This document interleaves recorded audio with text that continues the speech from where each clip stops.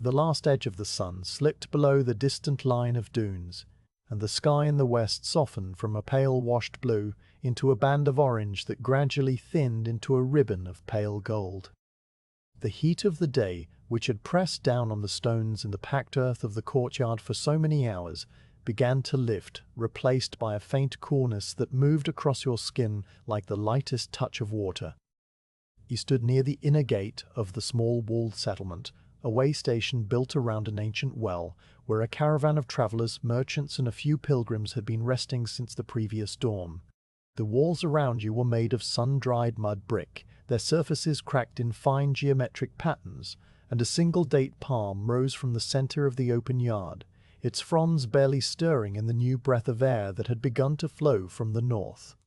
Around you, the camels were being coaxed to their feet by their handlers, the men speaking low and steady words into the animals' ears as they tugged gently on the lead ropes. One by one, the beasts rose with a slow, rocking motion, first the hind legs straightening, then the front, until they stood tall and patient, their long necks curving down to receive a pat or a handful of dried dates. The loads of cloth, sacks of grain, clay jars of oil, and bundles of water skins were checked one last time, the ropes tightened, the knots inspected, the wooden saddle frames adjusted by calloused hands that moved without hurry. You watched a man near the well's cinch, a frayed cord around a stack of folded wool blankets, his fingers working the knot with the repetition of long practice, and then he stepped back and nodded to himself, a quiet confirmation that all was secure. The air smelled of dust and dried hay, of the warm, slightly sweet scent of the camels, and of the faint mineral tang that rose from the deep well whenever the leather bucket was lowered. That bucket was being drawn up now for the final time before departure, its rope creaking over the wooden pulley wheel with a sound that had marked the hours since your arrival, a steady, rhythmic complaint of wood on wood. You heard the splash far below, then the slow haul upward hand over hand, until the dripping leather shape emerged and was tilted to pour cold water into a long clay trough for the animals. The camels drank in slow, deliberate gulps, their soft noses just touching the surface, the water rippling outward in tiny rings. A few chickens scratched in the dust near the gate, and a thin grey cat lay curled on a warm stone, eyes half closed.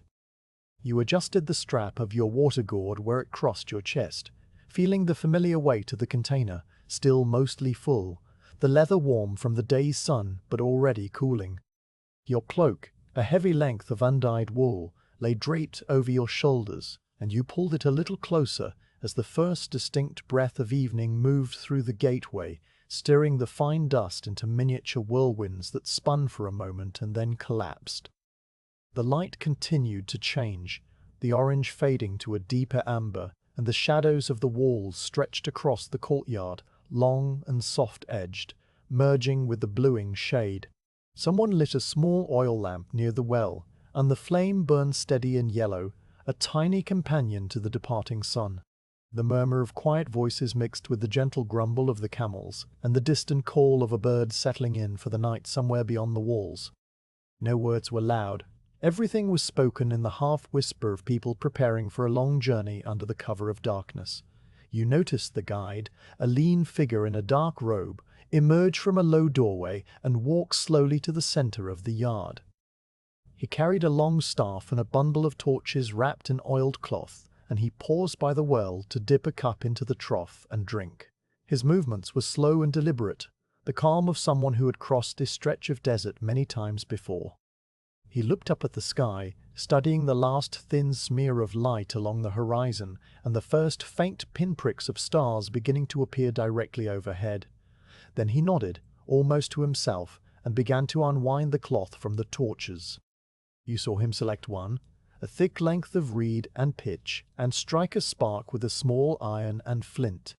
The spark caught, the torch flared, and a richer orange glow pushed back the dusk, illuminating the faces of those gathered, the rough texture of the walls, and the dark shapes of the loaded camels. The flame crackled softly, a new sound added to the evening, and the smell of burning pitch drifted across the yard, sharp and clean. The caravan began to assemble itself into a line. The guide moved to the front with the torch held high, and the lead camel, a tall, pale beast with a calm eye, was led into position behind him.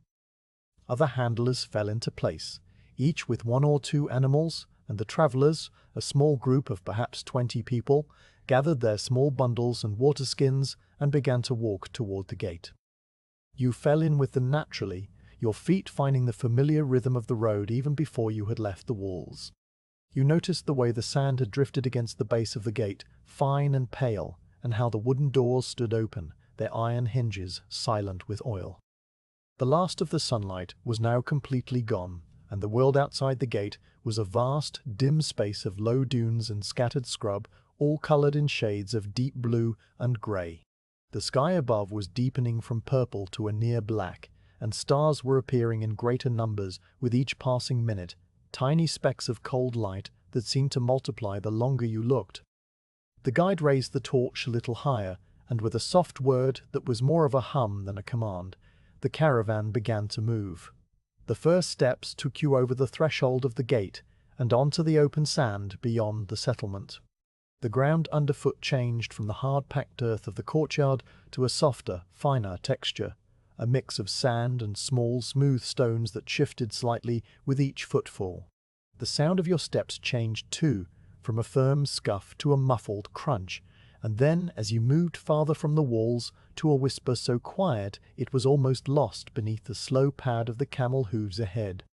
The torchlight swayed gently with the guide's motion, casting a small, moving pool of orange light that slid over the rippled surface of the dunes, picking out the delicate patterns left by the wind.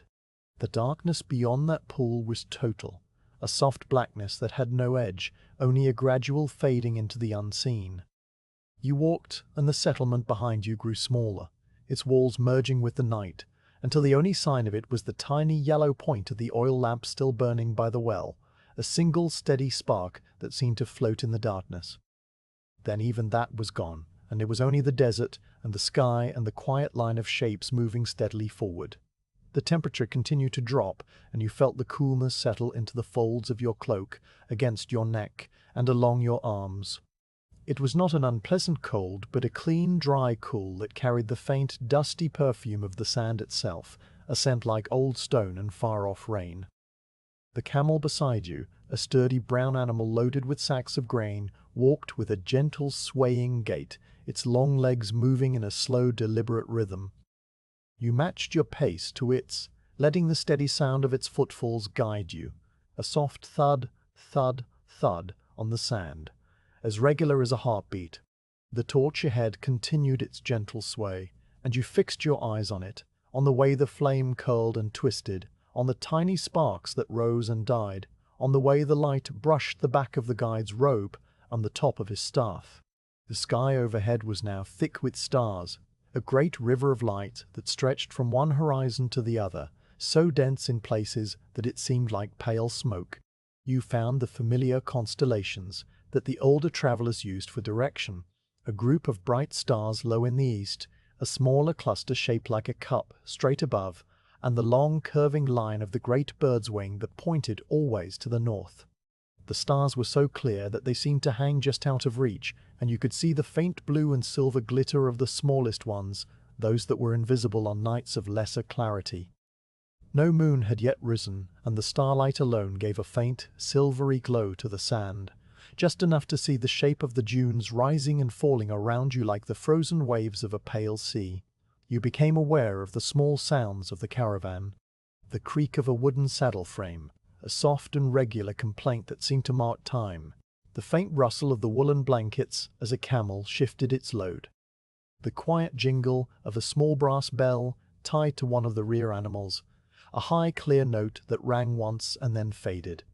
the occasional huff of breath from the camel ahead, a soft puff of warm air visible for a moment in the torchlight,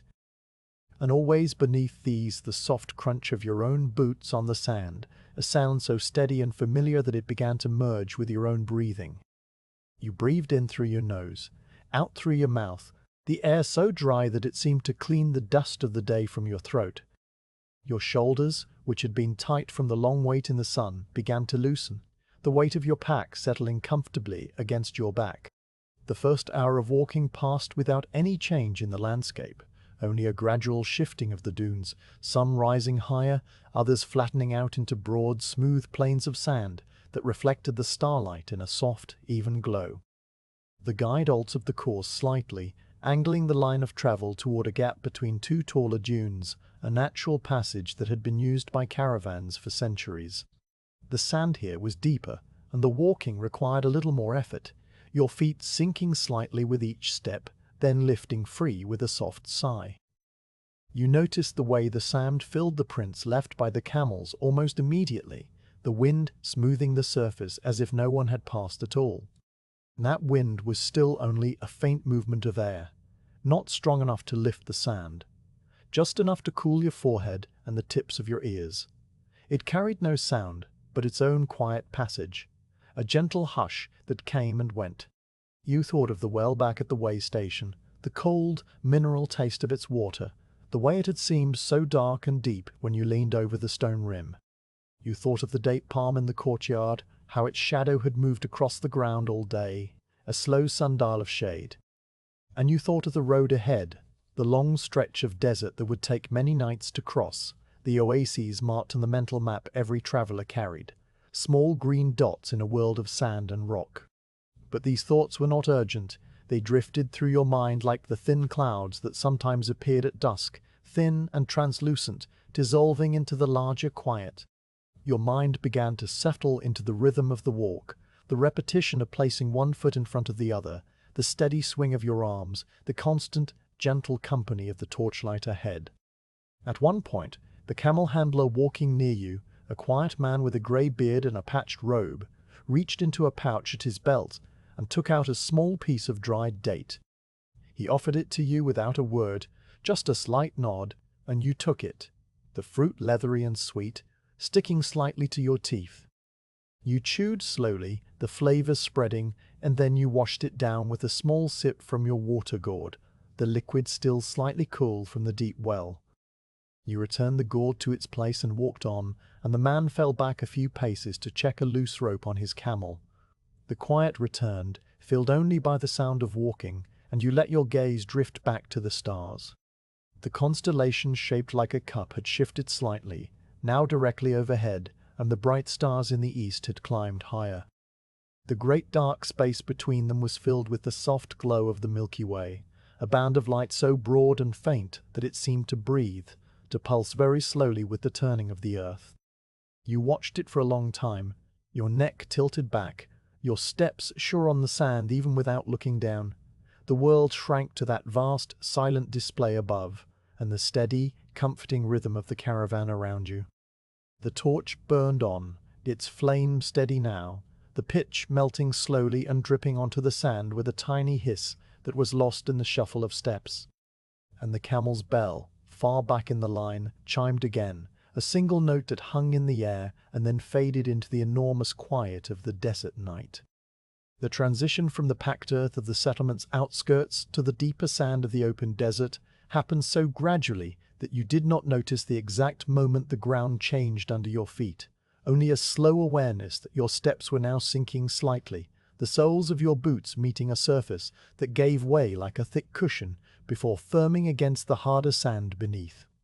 The gravel that had crunched underfoot near the gate, small pale stones worn smooth by the wind, became sparser, scattered in thin patches across the rippled dunes, and then disappeared entirely, leaving only the fine, cool sand that slid around your ankles and filled the air with a dry, mineral scent. The torchlight ahead continued its gentle sway, the flame bowing to one side as the guide adjusted his staff, and the small orange pool it cast slid forward over the face of a low dune, illuminating the tiny ridges left by the wind, each one a delicate curve that caught the light for a moment before vanishing back into the darkness as the caravan moved on. You felt your walking begin to settle into a rhythm that matched the soft, heavy thud of the camel's padded feet just ahead, a slow and regular beat that seemed to pull you along without effort. The animal's large feet spread wide with each step, pressing into the sand with a muffled sound that was less a noise and more a vibration felt through the ground, a gentle pulse that traveled up through your legs and into the steady sway of your own body. You matched your pace to that pulse, your right foot lifting. As the camel's left front foot came down, your left foot following a half-beat later until the two of you were moving as one, a single rhythm of forward motion through the dark. The rope halter in the handler's hand swayed gently, and you watched the dark shape of the camel's head bob up and down, with the slow patience of an animal that had walked this desert for years and would walk it for many more. The torchlight, that small and constant companion, painted the world in soft orange and deep shadow, the pool of light shifting and shimmering as the flame flickered in the faint breeze. You could see the texture of the sand within that pool, the fine grains glittering faintly like ground glass, the shallow depressions where insects had passed during the cooler hours of the day, the occasional dry husk of a thorn bush that had long since been buried and uncovered again by the wind. Beyond the edge of the light, the darkness was complete, a soft blackness that had no clear boundary, only a gradual fading where the orange glow met the silver of starlight and then dissolved into the unseen. You found your eyes returning again and again to that pool of light, to the way it rippled over the sand waves, to the tiny sparks that occasionally rose from the torch and arched upward before dying, to the shadow of the guide's staff that stretched and contracted with each step. Overhead, the sky had deepened to a shade of purple so dark it was almost black, and the first bright points of stars that had appeared at sunset were now joined by hundreds, then thousands of fainter specks as your eyes continued to adjust to the night. You looked up and saw the great wash of the Milky Way beginning to emerge from the darkness, a pale river of light that flowed from the northern horizon to the southern, its edges soft and indistinct, as if someone had brushed a faint stroke of luminous dust across the dome of the sky.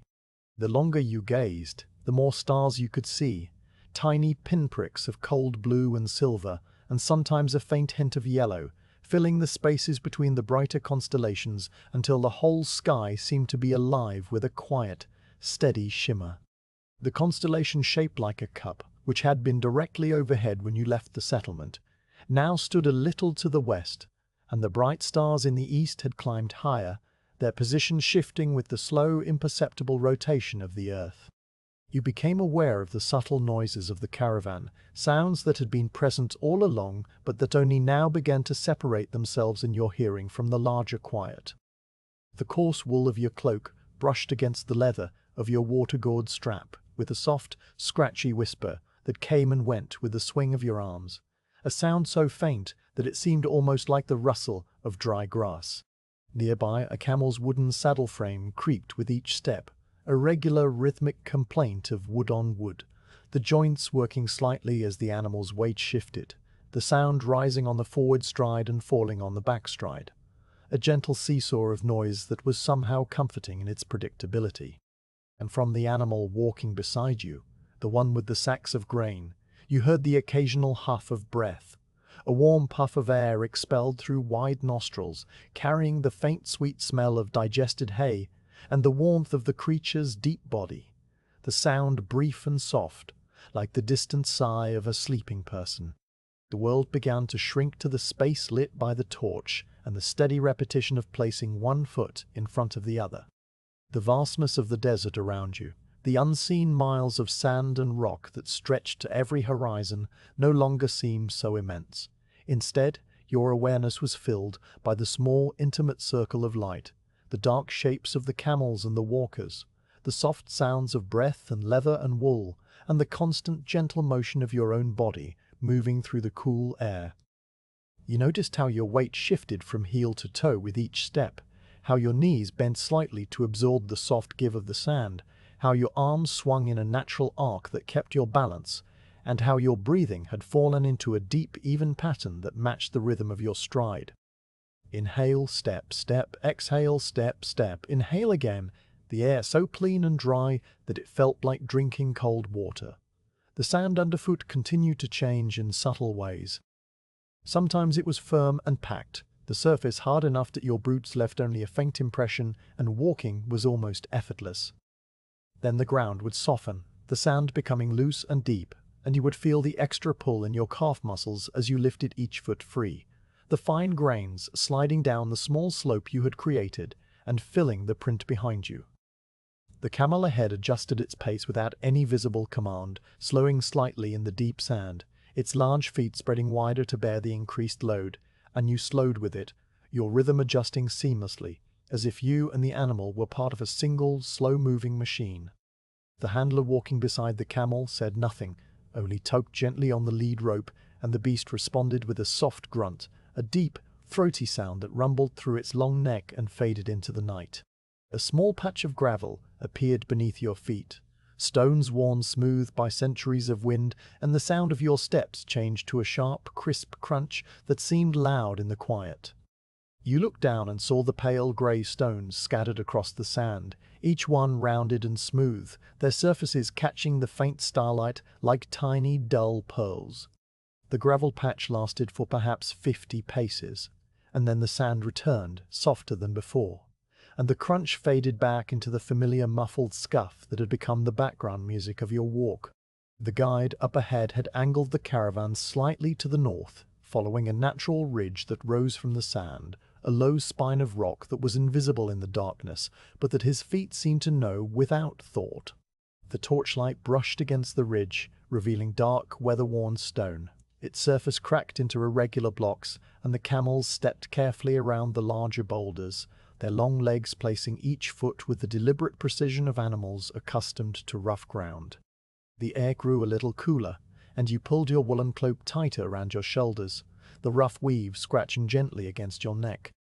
The faint breeze that had been stirring since sunset had died away almost completely, leaving the air still and silent so that every small sound seemed magnified.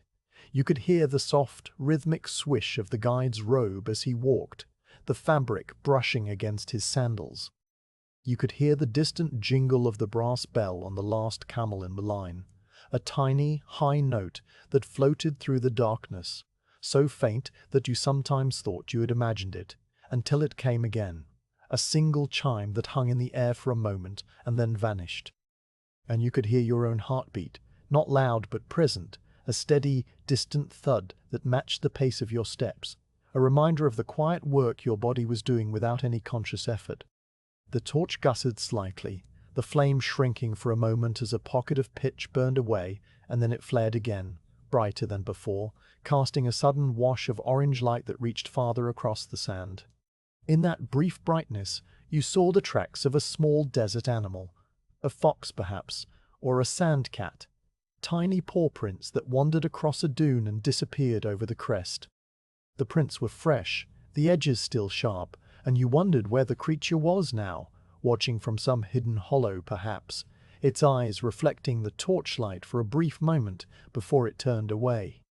Then the light returned to its normal steady glow, and the tracks were swallowed by the darkness, and you walked on,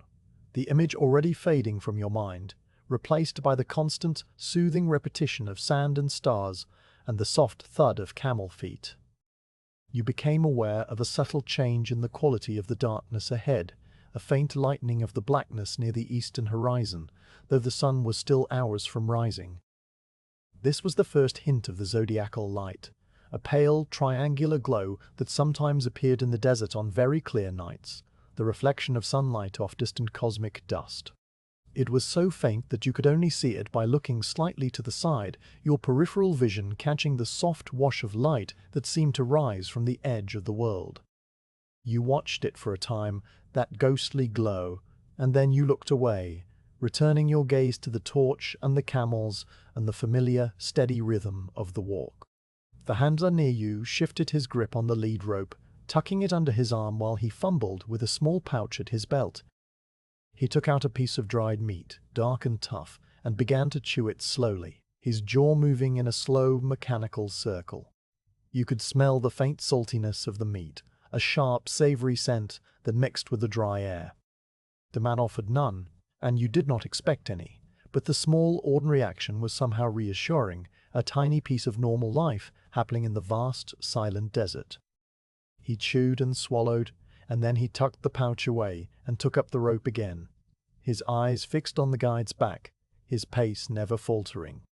The stars continued their slow march across the sky, the constellation shaped like a cup now well to the west, its bright stars beginning to dip toward the unseen horizon. the great bird's wing, the long line of stars that pointed north had rotated slightly, and you used it to check the direction, confirming that the caravan was still on its proper course. The Milky Way, that river of pale dust, had shifted as well, its broad band now arcing directly overhead, so dense with stars that you could pick out individual points of light within the glow, like tiny diamonds sewn into a gauzy veil. The sight filled you with a quiet, wordless calm, a sense that all was as it should be, that the universe moved in its slow, orderly way, and you were a small part of it, walking through the night.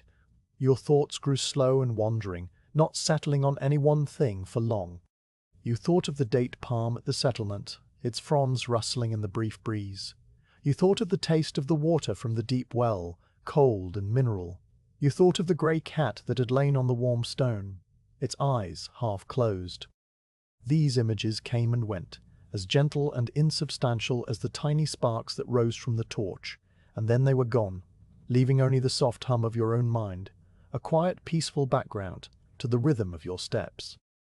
And so you walked on, through the deep sand and the scattered gravel, under the vast star-filled sky, with the torchlight swaying ahead and the camel's steady thud keeping time. The world remained small and close, the circle of orange light, the dark shapes moving beside you, the cool air on your face, the soft sounds of wool and leather and breath. The first hour of darkness had passed, and the desert held you in its quiet, timeless embrace, asking nothing, offering only the calm repetition of the road and the long, slow journey toward the distant dawn. Time began to stretch and soften as the caravan settled into its long, slow rhythm, the measured pace of the camels and the walkers becoming less a sequence of separate steps and more a single, continuous motion that flowed across the dark sand like a quiet river. The world beyond the small pool of torchlight faded into a deep, velvety stillness, the stars overhead wheeling imperceptibly as the night advanced, and you felt your own breathing settle into the same steady, unhurried cadence that governed the movement of the entire line of travelers. The rhythmic thud of the camel's padded feet, the soft scuff of your boots on the sand, the gentle creak of leather and wood, all merged into a low, constant sound that filled your ears and seemed to vibrate in your very bones, a soothing drone that asked nothing of your mind but to drift along with it. You watched the dark silhouette of the guide ahead, his staff rising and falling with each step, the torch flame bowing and straightening as he moved, casting that familiar orange glow over the rippled surface of the dunes. The circle of light slid forward, picking out the fine patterns of wind-carved sand, the occasional dry stalk of a thorn bush, the faint impressions of your own earlier footprints as the caravan wound its way along a gentle curve between two taller dunes. The shapes of the other walkers, bundled in their cloaks and robes, swayed in and out of the dim light, their faces hidden in shadow, their movements as regular and unhurried as the camels they accompanied. One of the handlers, a short distance ahead, adjusted the wrapped bundle on his animal's back, his hands moving with the slow, practiced ease of someone who had performed the same task 1,000 times, the motion as natural as breathing. The deep sand of the earlier stretch gave way to a firmer, flatter surface, a broad plain of hard-packed earth where the walking became almost effortless. Your boots met the ground with a light, crisp sound, no longer muffled by loose grains, and the camel's feet produced a softer version of their usual heavy thud, the vibration less pronounced. The change in terrain brought a subtle shift in the line of the caravan, the animals spreading out slightly, the walkers adjusting their spacing, the whole group relaxing into the easier going. You noticed the handler beside you, the quiet man with the grey beard, take a long, slow breath and let it out through his nose, his shoulders dropping slightly, and you realized you had done the same, the tension of the deeper sand releasing from your legs. The torchlight reached a low, flat rock that jutted from the plain, its surface polished smooth by centuries of wind-driven sand, and the guide paused there for a moment, planting the base of his staff on the stone while he scanned the horizon. The caravan slowed, the camels coming to a gentle halt without any command, simply responding to the cessation of movement at the front. You stood still, the sudden absence of motion a strange and almost startling sensation, your legs still tingling with the memory of walking. The silence rushed in, deeper than before, filled now only with the soft breathing of the animals and the tiny hiss of the torch flame. You heard the distant, high-pitched call of a night bird somewhere far away, a single note that hung in the air and then dissolved. The guide turned slightly, his dark eyes reflecting the firelight for an instant, and then he lifted his staff and stepped forward again,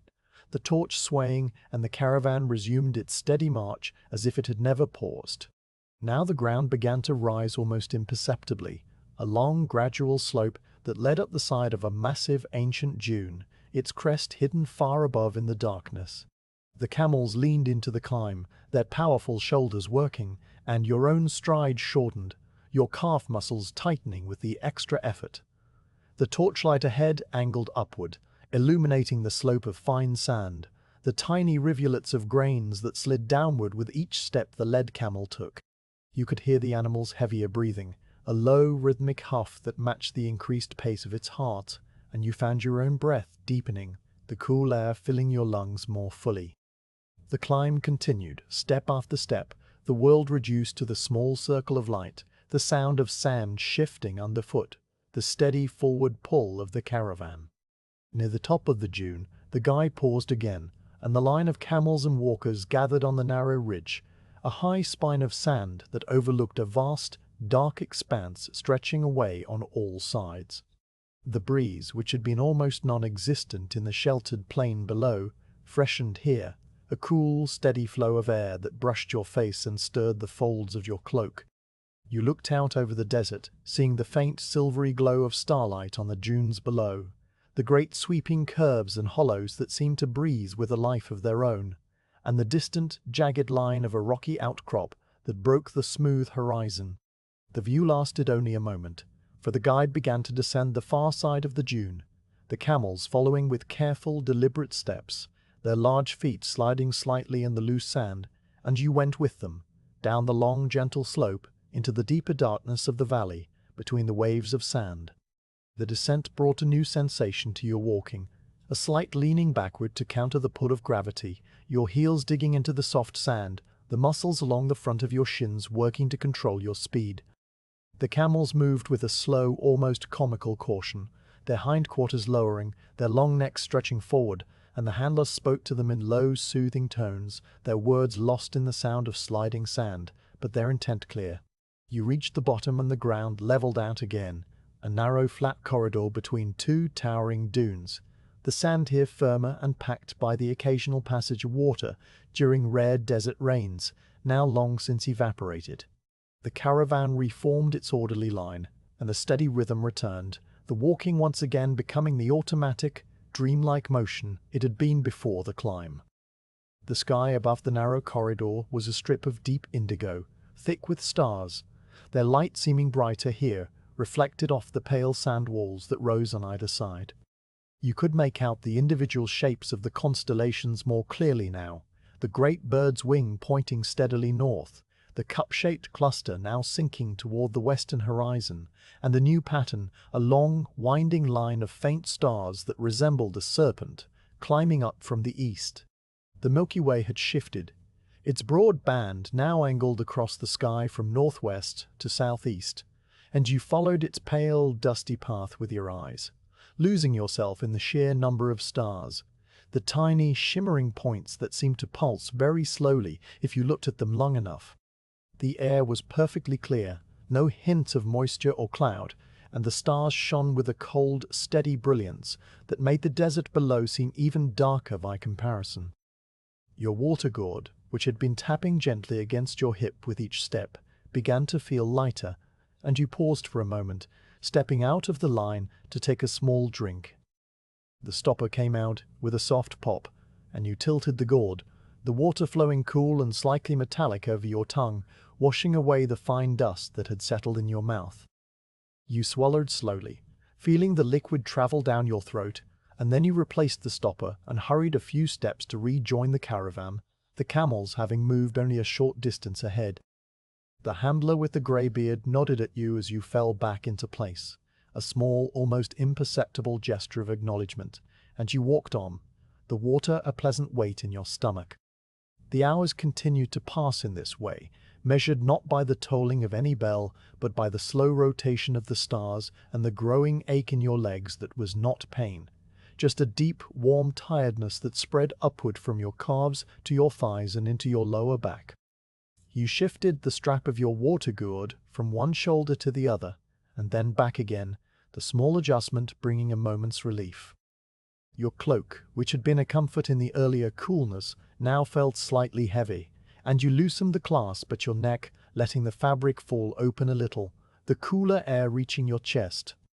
The smell of the camels, a warm, musky scent of hide and breath, and the faint sweetness of their dried feed, was a constant presence now, so familiar that you no longer noticed it unless you deliberately focused on it. And then it was not unpleasant, just a part of the caravan's living, breathing whole. You noticed the way the torchlight played on the sand, the shadows shifting as the flame flickered, creating the illusion of movement at the edges of your vision. Small, dark shapes seemed to flit across the dunes, but they were only tricks of the light, the shadows of the camels and the walkers cast against the rippled surface. Once a real movement caught your eye, a tiny desert beetle scuttling across the sand just outside the circle of light, its shell gleaming faintly for a second, before it vanished into a small burrow. You watched the spot where it had disappeared, but no further movement came, and you walked on, the image of the small creature already fading into the larger, dreamy flow of the journey. The guide's torch burned down by slow degrees, the pitch melting and dripping onto the sand, with a tiny sizzle that was lost in the shuffle of feet, and after a long while he paused to light a fresh torch from the guttering flame.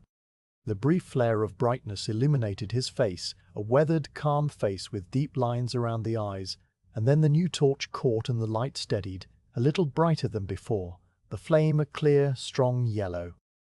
The old torch, now a blackened stub, was dropped onto the sand and stamped out with a quick motion of the guide's sandaled foot, and the darkness returned to its normal depth. You felt a small, wordless gratitude for that fresh light, a renewed sense of the caravan's small moving island of illumination in the vast, silent sea of the desert. Your mind, freed from any need to navigate or make decisions, began to wander in slow, gentle circles, touching on memories of the way station, the feel of the sun-warmed stone, the taste of the well water, the green fronds of the date palms stirring in the breeze. You thought of the grey cat that had lain on the warm stone, its slow, blinking eyes, and of the chickens scratching in the dust, and of the sound of the leather bucket creaking over the pulley. These images came and went without urgency, drifting through your consciousness like the thin, high clouds that sometimes formed at the edge of the sky and then dissolved. Your thoughts were no more substantial than the tiny sparks that rose from the torch, bright for a moment and then gone, leaving only the steady, soothing rhythm of the walk. The camel beside you let out a long, low groan, a sound of deep contentment or perhaps of mild complaint, and the handle reached up to pat its neck, his hand moving in a slow, circular motion. The animal's large, dark eye blinked once, slowly, its long lashes brushing against the soft skin around the eye, and then it resumed its steady plod, the groan fading into a quiet huff. You watched the interaction, the simple, wordless bond between man and beast, and he felt a sense of calm settle over you, a quiet acceptance of the road, the night, the endless sand. There was nowhere to be but here, nothing to do but walk, and that was enough. The caravan's slow rhythm had become a part of you now, your heartbeat matching the thud of the camel's feet, your breath matching the rise and fall of the torch flame, your thoughts moving in time with the gentle sway of the loads on the animals' backs. You were no longer a separate person walking through the desert. You were a part of the caravan, a single cell in a larger organism that moved through the night with a purpose that was not conscious but simply was, as natural and inevitable as the flow of the wind or the turn of the stars. And so you walked on, the sand stretching endlessly before you, the torchlight a steady beacon, the cool air a gentle companion, the quiet sounds of the caravan a lullaby that promised rest at the end of the long, slow journey. The dome of the sky above the desert had deepened to a shade of black that was not empty, but full, a darkness so rich and textured that it seemed to hold the faintest hint of deep blue at its edges. And against this vast, silent canvas, the stars now blazed with a cold, steady fire that turned the whole heavens into a field of scattered diamonds. Your neck tilted upward as you walked, the hood of your cloak falling back slightly, and your gaze traced the great pale band of the Milky Way as it flowed across the sky from one horizon to the other like a river of luminous dust, its edges soft and blurred, its center crowded with countless tiny points of light that seemed to shimmer and shift if you looked at them for too long. The constellation shaped like a cup, which earlier had stood directly overhead, now hung low in the western sky, its bright stars dipping one by one toward the unseen edge of the dunes, while in the east a new pattern had risen, a long winding line of fainter stars that the older travelers called the Serpent, its coils stretching across the darkness in a slow, graceful curve. These were the familiar markers that the guide used to hold his course, the celestial signposts that had led caravans across this desert for centuries, and you found a quiet comfort in recognizing them, in knowing that the same stars had watched over countless travelers before you, and would watch over countless more after you were gone. The caravan continued its steady, unhurried march across the flat plain of hard-packed sand that had replaced the earlier dunes, the camels' feet producing a soft, rhythmic thud that was more felt than heard. A gentle vibration that traveled up through the ground and into the soles of your boots. The torchlight ahead still swayed with the guide's motion, that familiar orange glow sliding over the rippled surface, but now it seemed smaller, more contained, as if the immensity of the star-filled sky had pressed it down into a humble earthly sphere. You could see the individual grains of sand within the pool of light, the tiny facets catching the flame and glittering for a moment, before the shadow of a camel's foot fell over them, and then the light moved on, revealing new grains, new tiny sparkles, a continuous unveiling of the desert's quiet, secret beauty. The handler walking beside you had fallen into a rhythm of his own, his head bowed slightly, his eyes fixed on the ground just ahead of his sandaled feet, and you noticed the way his robe swayed gently with each step, the fabric brushing against his legs with a soft, whispering sound that blended into the larger quiet. High above, the Milky Way continued its slow, imperceptible drift, the great river of stars shifting its angle as the night deepened, and you let your eyes wander along its length, picking out the darker patches where vast clouds of cosmic dust blocked the light of the stars behind them, creating shapes that seemed almost like the silhouettes of distant mountains or the shadows of immense, unseen wings. The longer you gazed, the more stars you could see, your eyes adapting to the darkness and layers of increasing sensitivity, revealing first the brighter specks, then the medium ones, and finally a faint, diffuse glow that filled all the spaces between. A background radiance that was the combined light of millions of stars too distant to be seen individually. The sky was so clear that you could pick out the faint blue-white spark of the brightest planets, steady points that did not twinkle like the stars but shone with a constant serene light, and you watched them for a long time, their stillness a contrast to the slow rocking motion of your own walking. A faint breeze began to stir, the first real movement of air since the brief gust on the high dune ridge, and it came not as a sudden gust, but as a gradual, gentle increase in the coolness against your skin. A soft pressure that touched your forehead and your cheeks and the tips of your ears, carrying with it a scent that was faintly different from the dry mineral smell of the sand, a hint of something green, and distant perhaps the memory of a far-off oasis or the dampness of a wadi that had water months ago. The breeze was not strong enough to lift the sand or to make the torch flame gutter. It was just enough to stir the loose fibers of your woolen cloak, and to bring a cooler layer of air sliding down over the exposed skin of your neck, a sensation that was both refreshing and deeply calming, like the lightest possible touch of a cool, dry cloth. You heard the breeze before you felt its full effect, a soft, low sound that moved across the plain like a distant exhale, a gentle hush that rose and fell in slow cycles, filling the silence with a living presence and then withdrawing, leaving the world even quieter than before.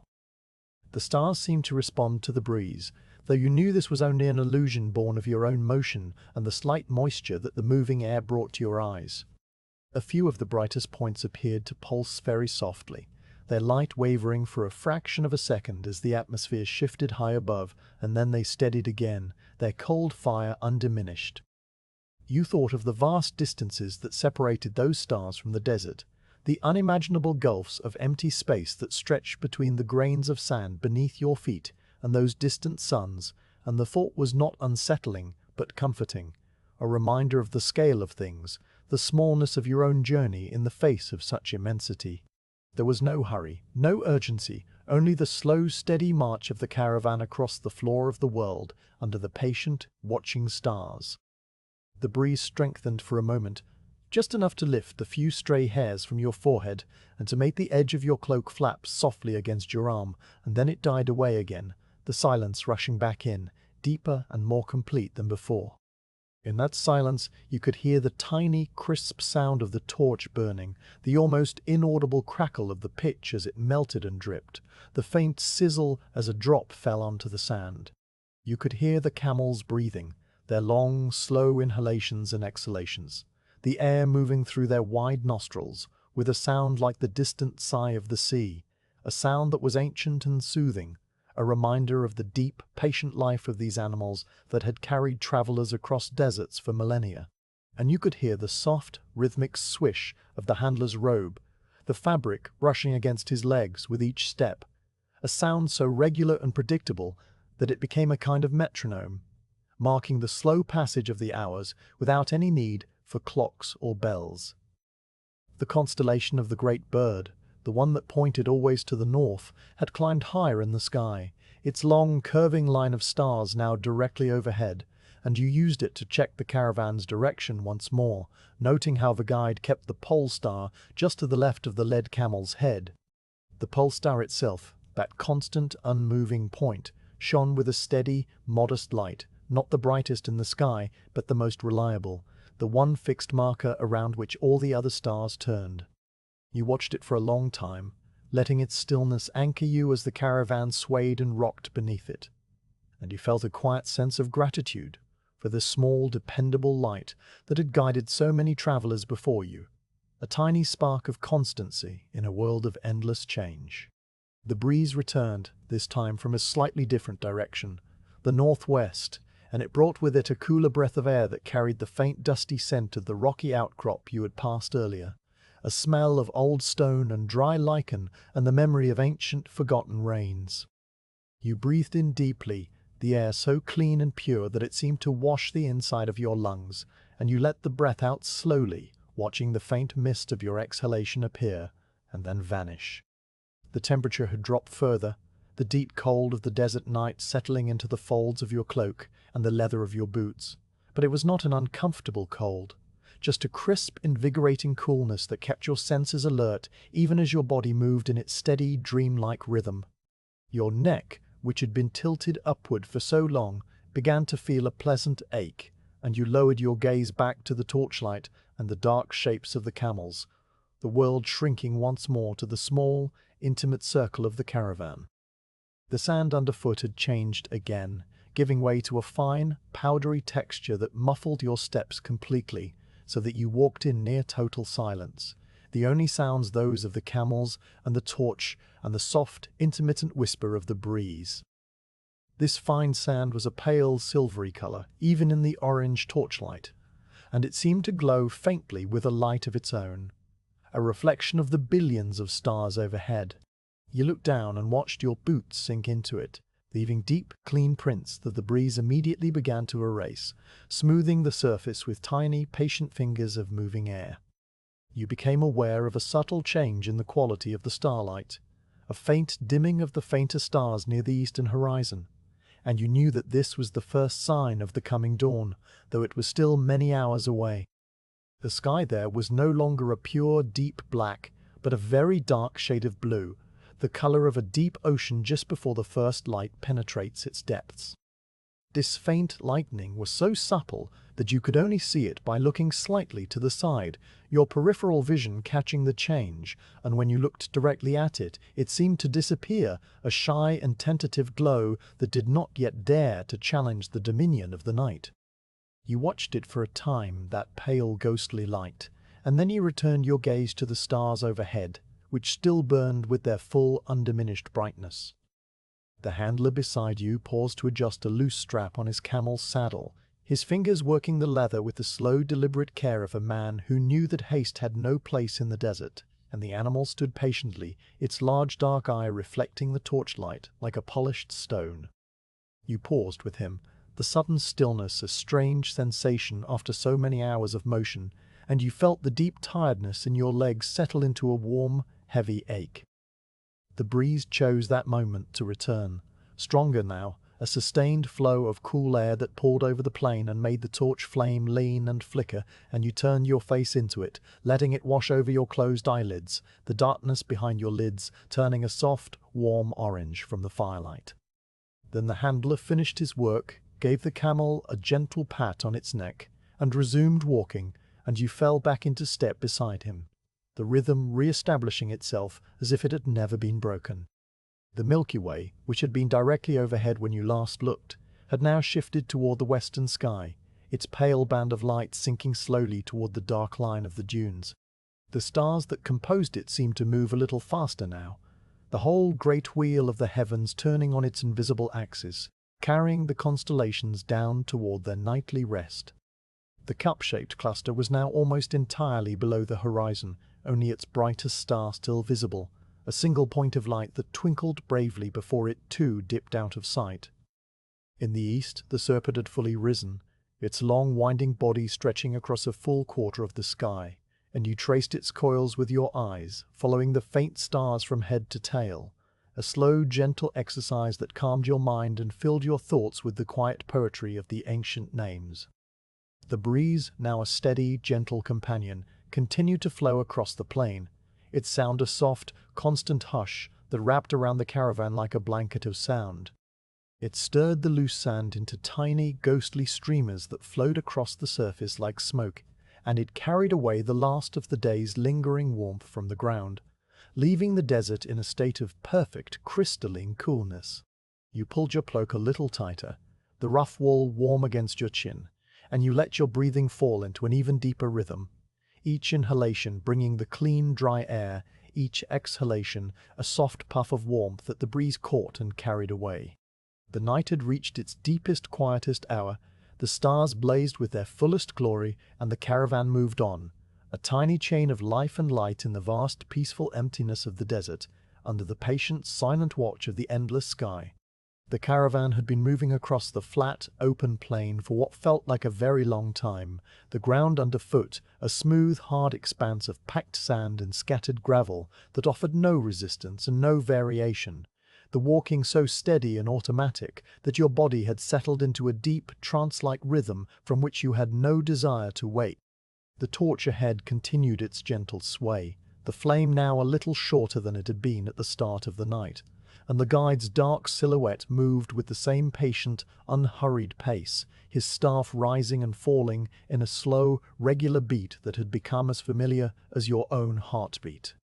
The stars overhead had wheeled through their silent courses, the great bird's wing now far to the west, the serpent fully risen and dominating the eastern sky, and the faint pale glow along the horizon that had been only a suggestion earlier had deepened into a slightly more definite band of the darkest blue, though true dawn was still hours away. You felt the deep tiredness in your legs as a warm, heavy sensation that was not unpleasant, a reminder of the distance you had covered, the many steps that had brought you to this point in the vast, sleeping desert. Then, without any signal that you could detect, the guide ahead slowed his pace, his staff pausing for a moment, and the lead camel, that tall, pale beast with the calm eye, slowed with him, its large head turning slightly as if it too had sensed something in the darkness. The torchlight, which had been sliding forward over the flat sand, now fell upon a different kind of ground, a low, broken ridge of dark boulders that jutted from the plain like the shapes of sleeping animals, their surfaces rough and weathered, their edges softened by centuries of wind-driven sand. The rocks rose from the desert floor in a long, irregular line, some as tall as a standing man, others no higher than a camel's knee, and they were clustered together in a way that suggested a natural shelter, a place where travelers might pause and rest for a while before continuing their journey. The guide walked toward the largest of these boulders, a massive, humped shape that cast a deep shadow in the torchlight, and he planted the base of his torch in a natural cleft between two stones, the flame now burning steady and bright, its orange glow spreading out to illuminate the whole rocky outcrop.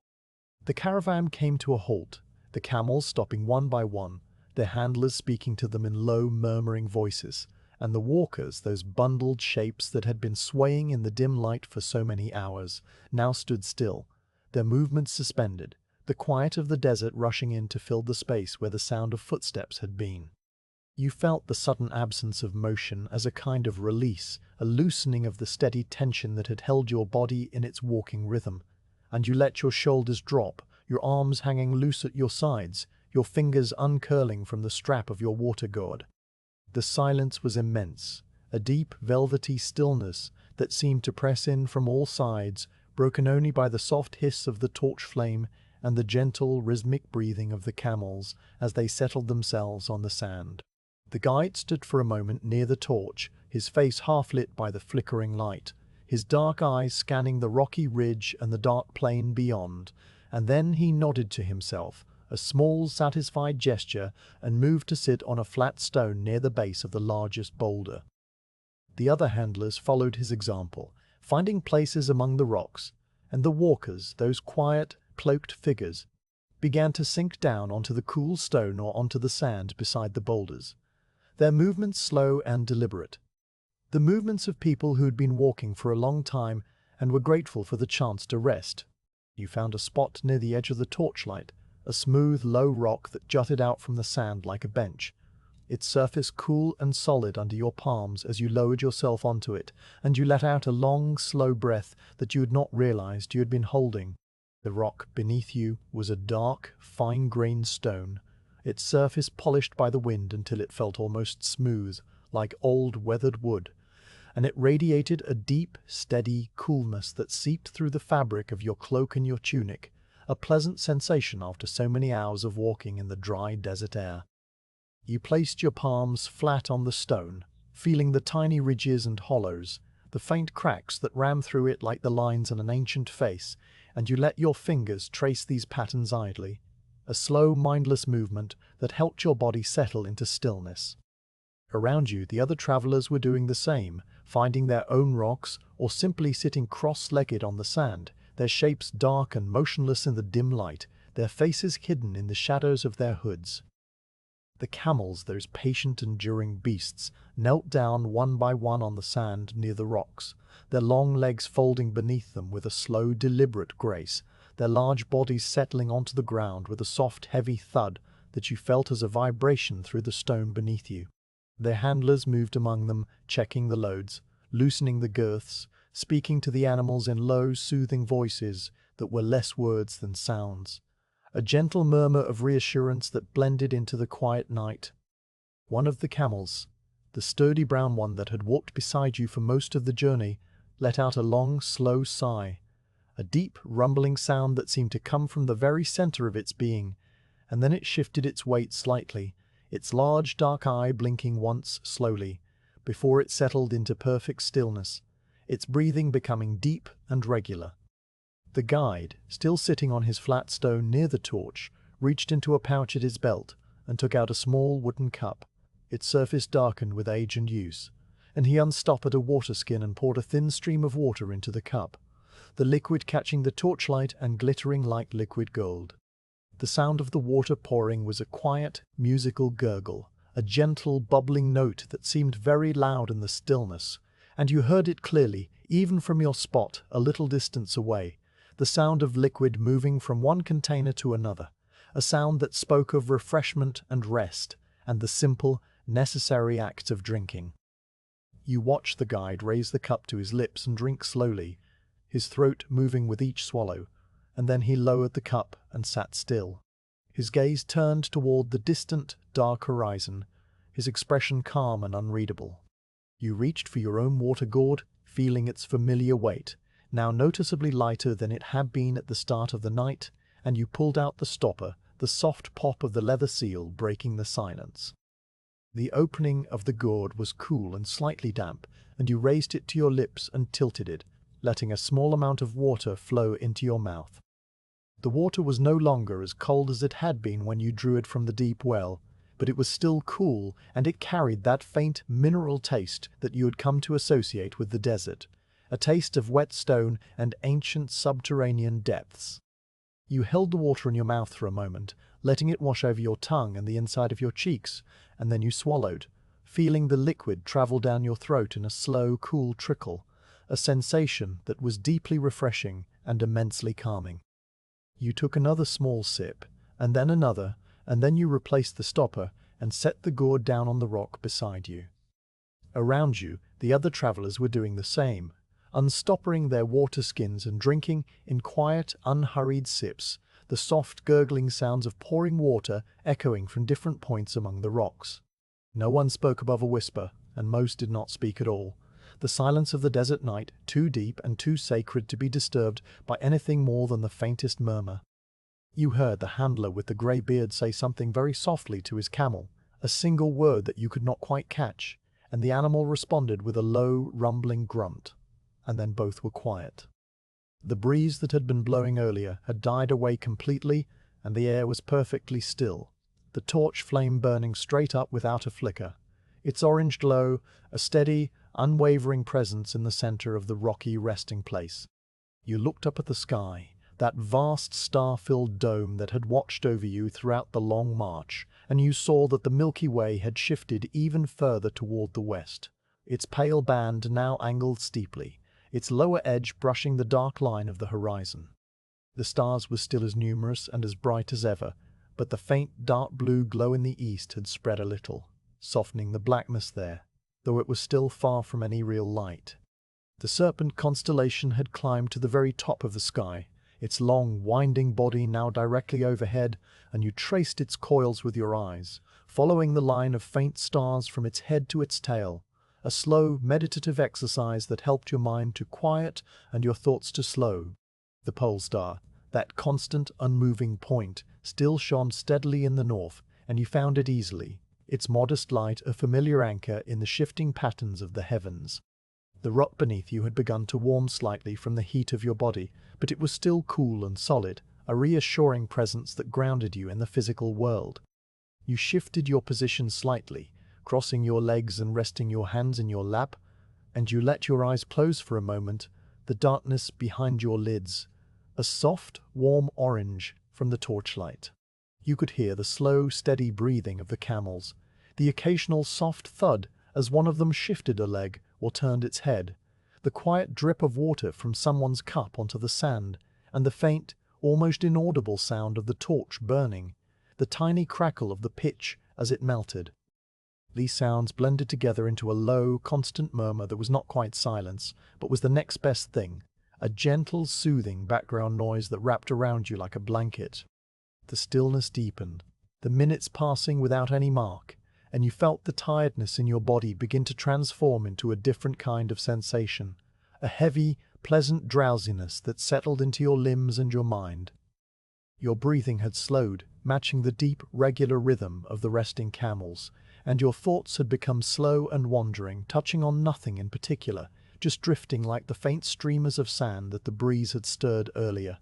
You thought of the way station, the date palm, the grey cat, the well, but these images were distant and faded, like paintings seen through a thin veil of water, and they did not hold your attention for long. Your attention was here, in this moment, on the cool rock beneath you, the warm torchlight on your face, the deep, peaceful stillness of the desert night. One of the camels, perhaps the tall, pale one that led the caravan, let out another long, slow sigh, a sound of such profound contentment that it seemed to express the feelings of the entire resting group. The sigh began deep in the animal's chest and rose through its long throat, emerging as a soft, rumbling exhalation that lasted for several seconds and then faded into the silence, leaving the world even quieter than before. You opened your eyes and looked at the camel, its large shape a dark mound against the starlit sand, its head drooping slightly, its eyes half closed, and you felt a quiet kinship with the animal, a shared appreciation for this pause, this respite from the long, slow march. The handler beside the camel reached up and stroked its neck, a slow circular motion, and the animal's breathing became even deeper, its whole body relaxing into the sand. The guide, still sitting on his flat stone, had closed his eyes, though you could not tell if he was asleep or simply resting, his face calm and still, his hands folded in his lap. The torch beside him continued to burn, its flame now a little shorter, the pitch dripping slowly down the side of the wood, and you knew that soon he would rise and light a fresh torch, and the caravan would resume its journey. But for now, there was no hurry, no urgency, only the deep, abiding stillness of the resting place among the rocks, the cool stone, the quiet breathing, the stars moving slowly overhead. You let your own eyes close again, and you sat there motionless, feeling the weight of your body on the rock, the cool air on your skin, the immense, peaceful silence that surrounded you like a vast, dark sea, and you were content to simply be, to rest, to wait for the next stage of the journey to begin in its own time. When you rose from the smooth, cool rock and stood once more on the sand, the deep stillness of the resting place seemed to cling to your limbs like a heavy, comfortable weight, and you felt the lingering warmth of the stone on the backs of your thighs and the palms of your hands, a faint reminder of the pause that had broken the long night's march into two distinct halves. The guide had risen a few moments before, moving with the same slow, deliberate grace that characterized all his actions, and he had lifted the torch from its cleft between the boulders, the flame guttering for a moment, and then steadying as he held it aloft. The camels, those patient, enduring creatures, had been coaxed back to their feet by their handlers, rising with their usual rocking motion. Hind legs first, then front, their joints creaking softly, their breath forming small clouds of mist in the cooling air.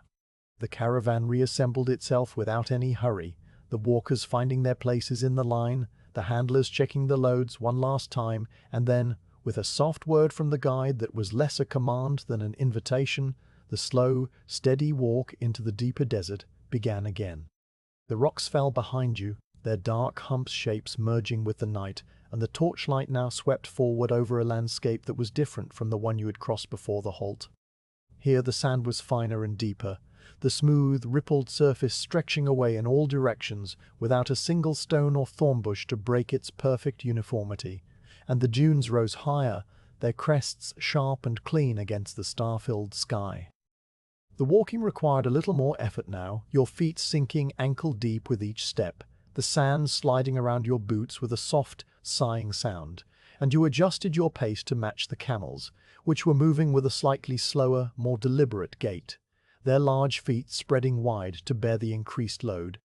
The guide ahead angled the caravan slightly to the south, following a natural corridor between two immense dunes that rose like dark mountains on either side, their slopes pale and ghostly in the starlight.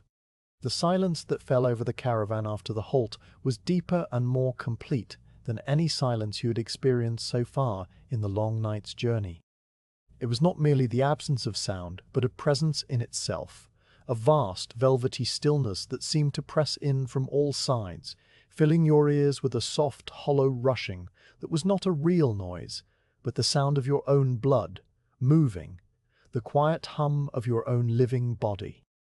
The torch, which had crackled and hissed among the rocks, now burned with an almost supernatural quiet, its flame a steady, unwavering tongue of orange light that seemed to hold its breath along with everything else. The camel's feet, which had produced a soft, rhythmic thud on the harder ground, now made no sound at all on the deep sand, their padded soles sinking in and lifting out with a muffled silence that was more felt than heard. Even the brass bell on the last camel in the line had fallen quiet, perhaps jammed with sand, perhaps simply muted by the profound stillness of the dunes. You became acutely aware of your own breathing, the gentle rise and fall of your chest, the soft whisper of air moving through your nostrils, and you found that the sound of your breath was the loudest thing in the world, a steady, rhythmic hush that marked the passing of time in the absence of any other measure. You breathed in, a long, slow inhalation that filled your lungs with the cool, dry air, and you breathed out, a soft, even exhalation that you could see as a faint mist for just a moment before it vanished.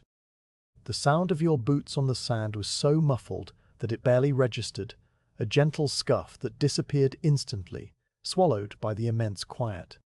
The coarse wool of your cloak, which had rustled and whispered throughout the earlier hours of the walk, now seemed to hang motionless, the fabric still and silent against your tunic. The whole world had become a vast, soundless space, and you moved through it like a figure in a dream, your steps slow and weightless, your thoughts quiet and diffuse. The stars overhead, which had blazed with such fierce brilliance earlier, now seemed to shine with a softer, more muted light, as if the deep silence of the dunes had somehow dimmed their fire. The Milky Way had shifted further toward the western horizon, its pale band now tilted at a steep angle, its lower edge brushing the dark crest of a distant dune, and the constellations you had been following all night had moved on in their slow, inexorable courses. The great bird's wing was now almost entirely below the horizon, only its brightest star still visible, a single point of light that twinkled bravely before it too would soon be gone. The serpent, that long, winding line of fainter stars, had crossed the zenith and was now descending toward the west, its coils stretching across a full third of the sky. In the east, the faint dark blue glow along the horizon had brightened just a little, a subtle shift that spoke of the dawn that was still hours away, a promise of light that did not yet dare to intrude upon the dominion of the night. You looked up at the stars for a long time, your neck tilted back, your steps steady on the soft sand, even without the guidance of your eyes, and you watched the slow, imperceptible motion of the heavens, the great wheel of the sky turning on its invisible axis. The pole star, that constant unmoving point, still shone with its modest, steady light, a tiny spark of fixity in the shifting patterns above, and you found comfort in its presence, a reminder that some things did not change, that the world held fast to certain truths, even in the heart of the deep, silent desert. The air was so clear and still that you could see the faintest stars, those tiny distant points that were invisible on nights of lesser clarity, and they filled the spaces between the brighter constellations with a fine, powdery glow, a background radiance that seemed to pulse very slowly, a heartbeat of light that matched the rhythm of your own breathing. The dune corridor through which the caravan was moving narrowed, the high sand walls closing in on either side until the strip of sky overhead was a mere ribbon of stars, a narrow winding river of light that flowed between the dark, silent slopes. The sand beneath your feet grew deeper still, a fine, powdery substance that was almost like dust, and your steps became even more muffled, the sound of your passing reduced to a near total silence. The guide ahead had slowed the pace, the torch flame a steady golden point in the center of the corridor, and the camels were moving with a cautious, deliberate gait, their large feet testing the sand before they committed their weight. You noticed the way the sand slid down the slopes on either side, tiny, continuous rivulets of grains that flowed like water, a slow, silent motion that was the only movement in the entire landscape besides the caravan itself.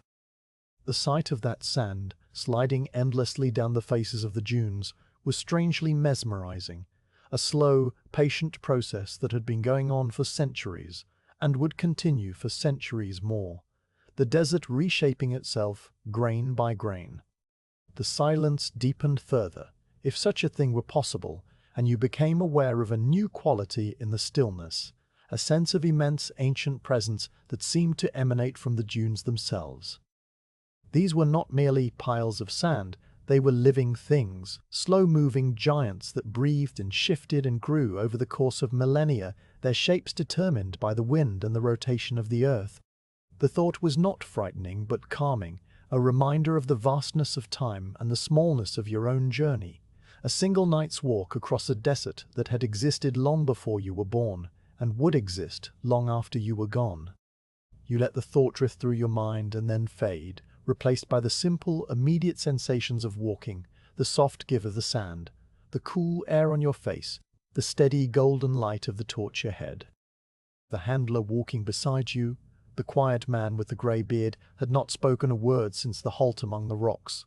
and he moved now with a slow, trance-like gait, his eyes fixed on the ground just ahead of his sandaled feet, his breathing deep and even. The camel he led, the sturdy brown animal with the sacks of grain, walked with its head low, its long neck curving down, its large dark eye half closed, and you could see the faint gleam of starlight reflected in the dark liquid of that eye, a tiny point of light that moved with the animal's slow, steady pace.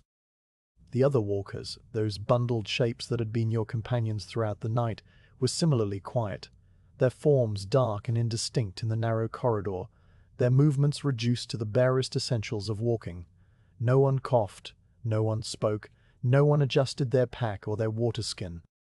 The caravan moved as a single silent entity, a chain of life winding through the deep silent heart of the dunes. You thought of the oasis that lay ahead, the small green dot on the mental map that every traveler carried,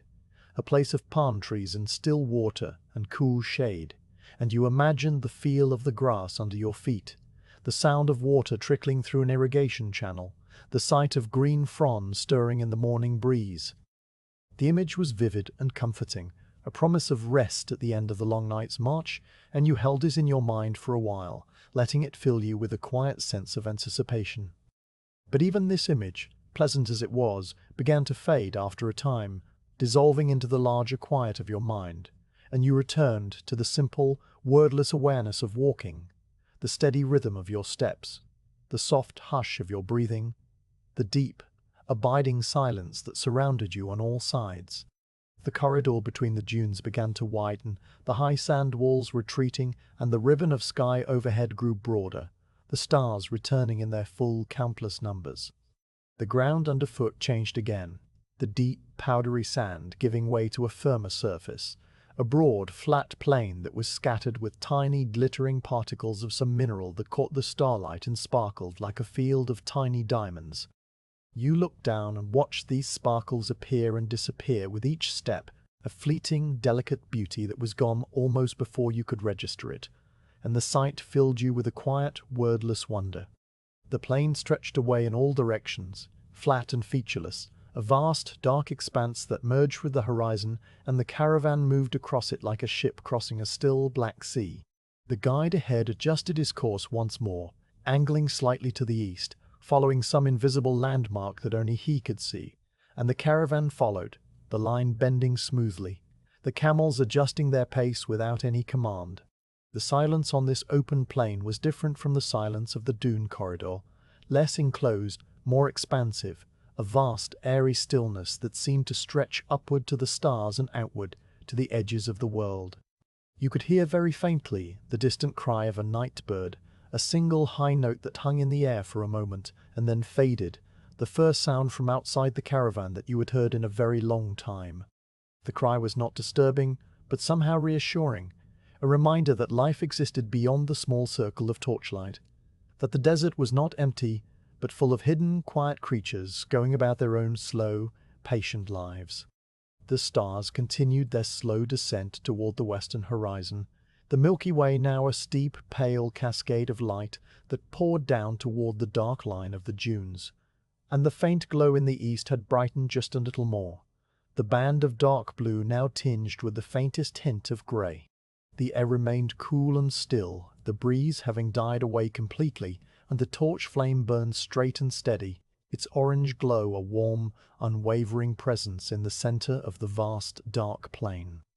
You felt the tiredness in your body as a deep, pleasant heaviness, a sensation of having walked a very long way, and of being exactly where you were supposed to be, and you let the rhythm of the walk carry you forward, your mind quiet and still, your thoughts as slow and gentle as the movement of the stars.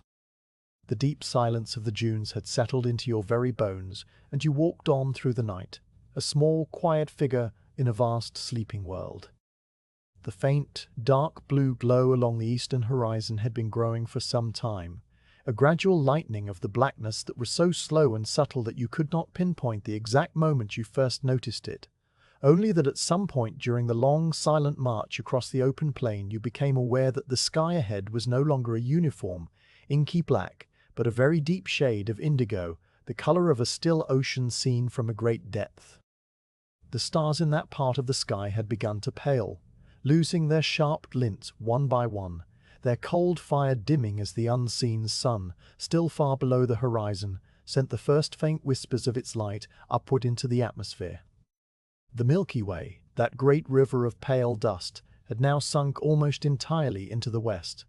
its lower reaches already lost behind the dark shapes of distant dunes, and the Serpent constellation had followed, its long winding body now only half visible above the horizon. The night was still firmly in control, the stars overhead burning with undiminished brightness, the air still cool and still, but the first subtle signs of the approaching dawn were there, written in the sky for anyone who knew how to read them. Your body had settled into a rhythm so deep and automatic that walking had become less an action and more a state of being, a continuous, unthinking forward motion that required no conscious effort. Your legs moved with a slow, steady cadence, your arms swung gently at your sides, your breathing was deep and even, and your mind floated in a quiet, dreamlike space where thoughts came and went like the faint streamers of sand that the breeze had stirred hours ago. The torch ahead, now burned down to a shorter stub, still cast its familiar orange glow over the sand, but the flame had begun to gutter occasionally, the pitch running low, and you knew that the guide would soon need to light a fresh one. The handler beside you walked with his head bowed, his grey beard resting against his chest, and his camel moved with the slow, patient gait of an animal that had been walking since sunset, and would walk until sunrise, its large feet padding silently on the firm, flat sand. Then, at the very edge of your vision, where the dark plain met the slightly lighter sky, something appeared that was not a star. It was a tiny point of orange light, too steady and too warm in color to be any celestial body, and it sat exactly on the horizon, a single unwavering spark that seemed to float in the darkness. You noticed it first as a flicker in your peripheral vision, a small, persistent glimmer that drew your gaze, and when you looked directly at it, it remained, a tiny flame burning in the vast, empty desert. The guide ahead had seen it too. You could tell by the slight lift of his head, the subtle adjustment of his course that brought the caravan angling slightly to the left, directly toward that distant point of light. The torch in his hand swayed as he walked, and the distant light swayed not at all, a fixed beacon that grew slowly larger and brighter as the caravan approached. The ground beneath your feet began to change as you drew nearer to the light. The firm, flat sand of the plain gave way to a surface that was more compacted, harder, as if many feet and many hooves had passed over it for years, pressing the grains down into a solid, earthen floor. Small stones appeared, rounded and smooth, scattered across the trampled earth, and you noticed the faint outlines of old tracks, the long-dried impressions of camel hooves and human feet, preserved in the hard ground like the memory of countless caravans that had come this way before. The distant light resolved itself into the flame of a small oil lamp, its yellow glow steady and warm, and as you drew closer, you could see the dark shape of a wooden post from which the lamp hung, and beneath it the low, curved outline of a stone, well, ancient and weathered, its rim worn smooth by centuries of use. The caravan slowed as it approached the well, the camels lifting their heads, their nostrils flaring as they caught the scent of water, that deep, mineral smell that rose from the dark opening in the earth. The guide walked up to the wooden post and reached up to steady the hanging lamp, its small flame dancing in a glass chimney that was smoky with age, and then he turned and nodded to the handlers, a silent signal that the caravan would pause here for a while. The camels were led to a wide circular area of trampled earth around the well, and they knelt down one by one, their large bodies settling onto the ground with soft, heavy thuds that vibrated through the packed soil. The walkers, those quiet, cloaked figures, sank down onto the low stone rim of the well or onto the bare earth nearby, their movements slow and heavy with the weight of the long night's march. You approached the well slowly, your legs feeling the change from the endless walking to stillness, a strange tingling sensation that was part relief and part disorientation. The stone rim was low and wide, perhaps knee-high, made of large, rough-hewn blocks that had been fitted together without mortar, their surfaces dark and smooth where countless hands had rested over the centuries. You placed your palm on the stone and felt its ancient coolness, a deep, subterranean chill that spoke of the water far below, water that had been seeping through the rock for millennia, waiting to be drawn up into the light. The lamp hanging from the wooden post cast a small, warm circle of light over the well and the surrounding area, illuminating the worn ground, the scattered stones, the dark shapes of the resting camels, and the weary faces of the travelers. The guide, who had secured the torch in a crack between two stones, now moved to the well and took hold of a thick, coarse rope that was coiled on a wooden peg driven into the ground nearby.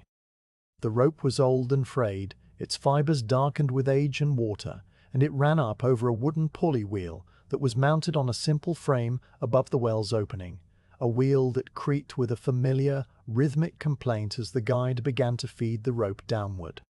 Attached to the end of the rope was a leather bucket, old and patched, its sides stiff with dried water and minerals, and you watched as the guide lowered it carefully into the dark opening, the rope sliding through his calloused hands with a soft, hissing sound. The bucket descended into the blackness, and you listened, your ears straining in the silence, until you heard a distant, hollow splash that echoed up from far below, a sound so faint and so far away that it seemed to come from another world. The guide waited for a moment, letting the bucket fill, and then he began to pull the rope back up, hand over hand, his movements slow and steady, the muscles in his arms and shoulders working under his dark robe. The wooden pulley wheel creaked with each pull, a regular, rhythmic sound that filled the quiet air, a sound that had been heard at this well for generations, the voice of the water being drawn from the deep earth. You watched the guide's hands, the way they gripped the rope, the way they pulled and then slid down to grip again.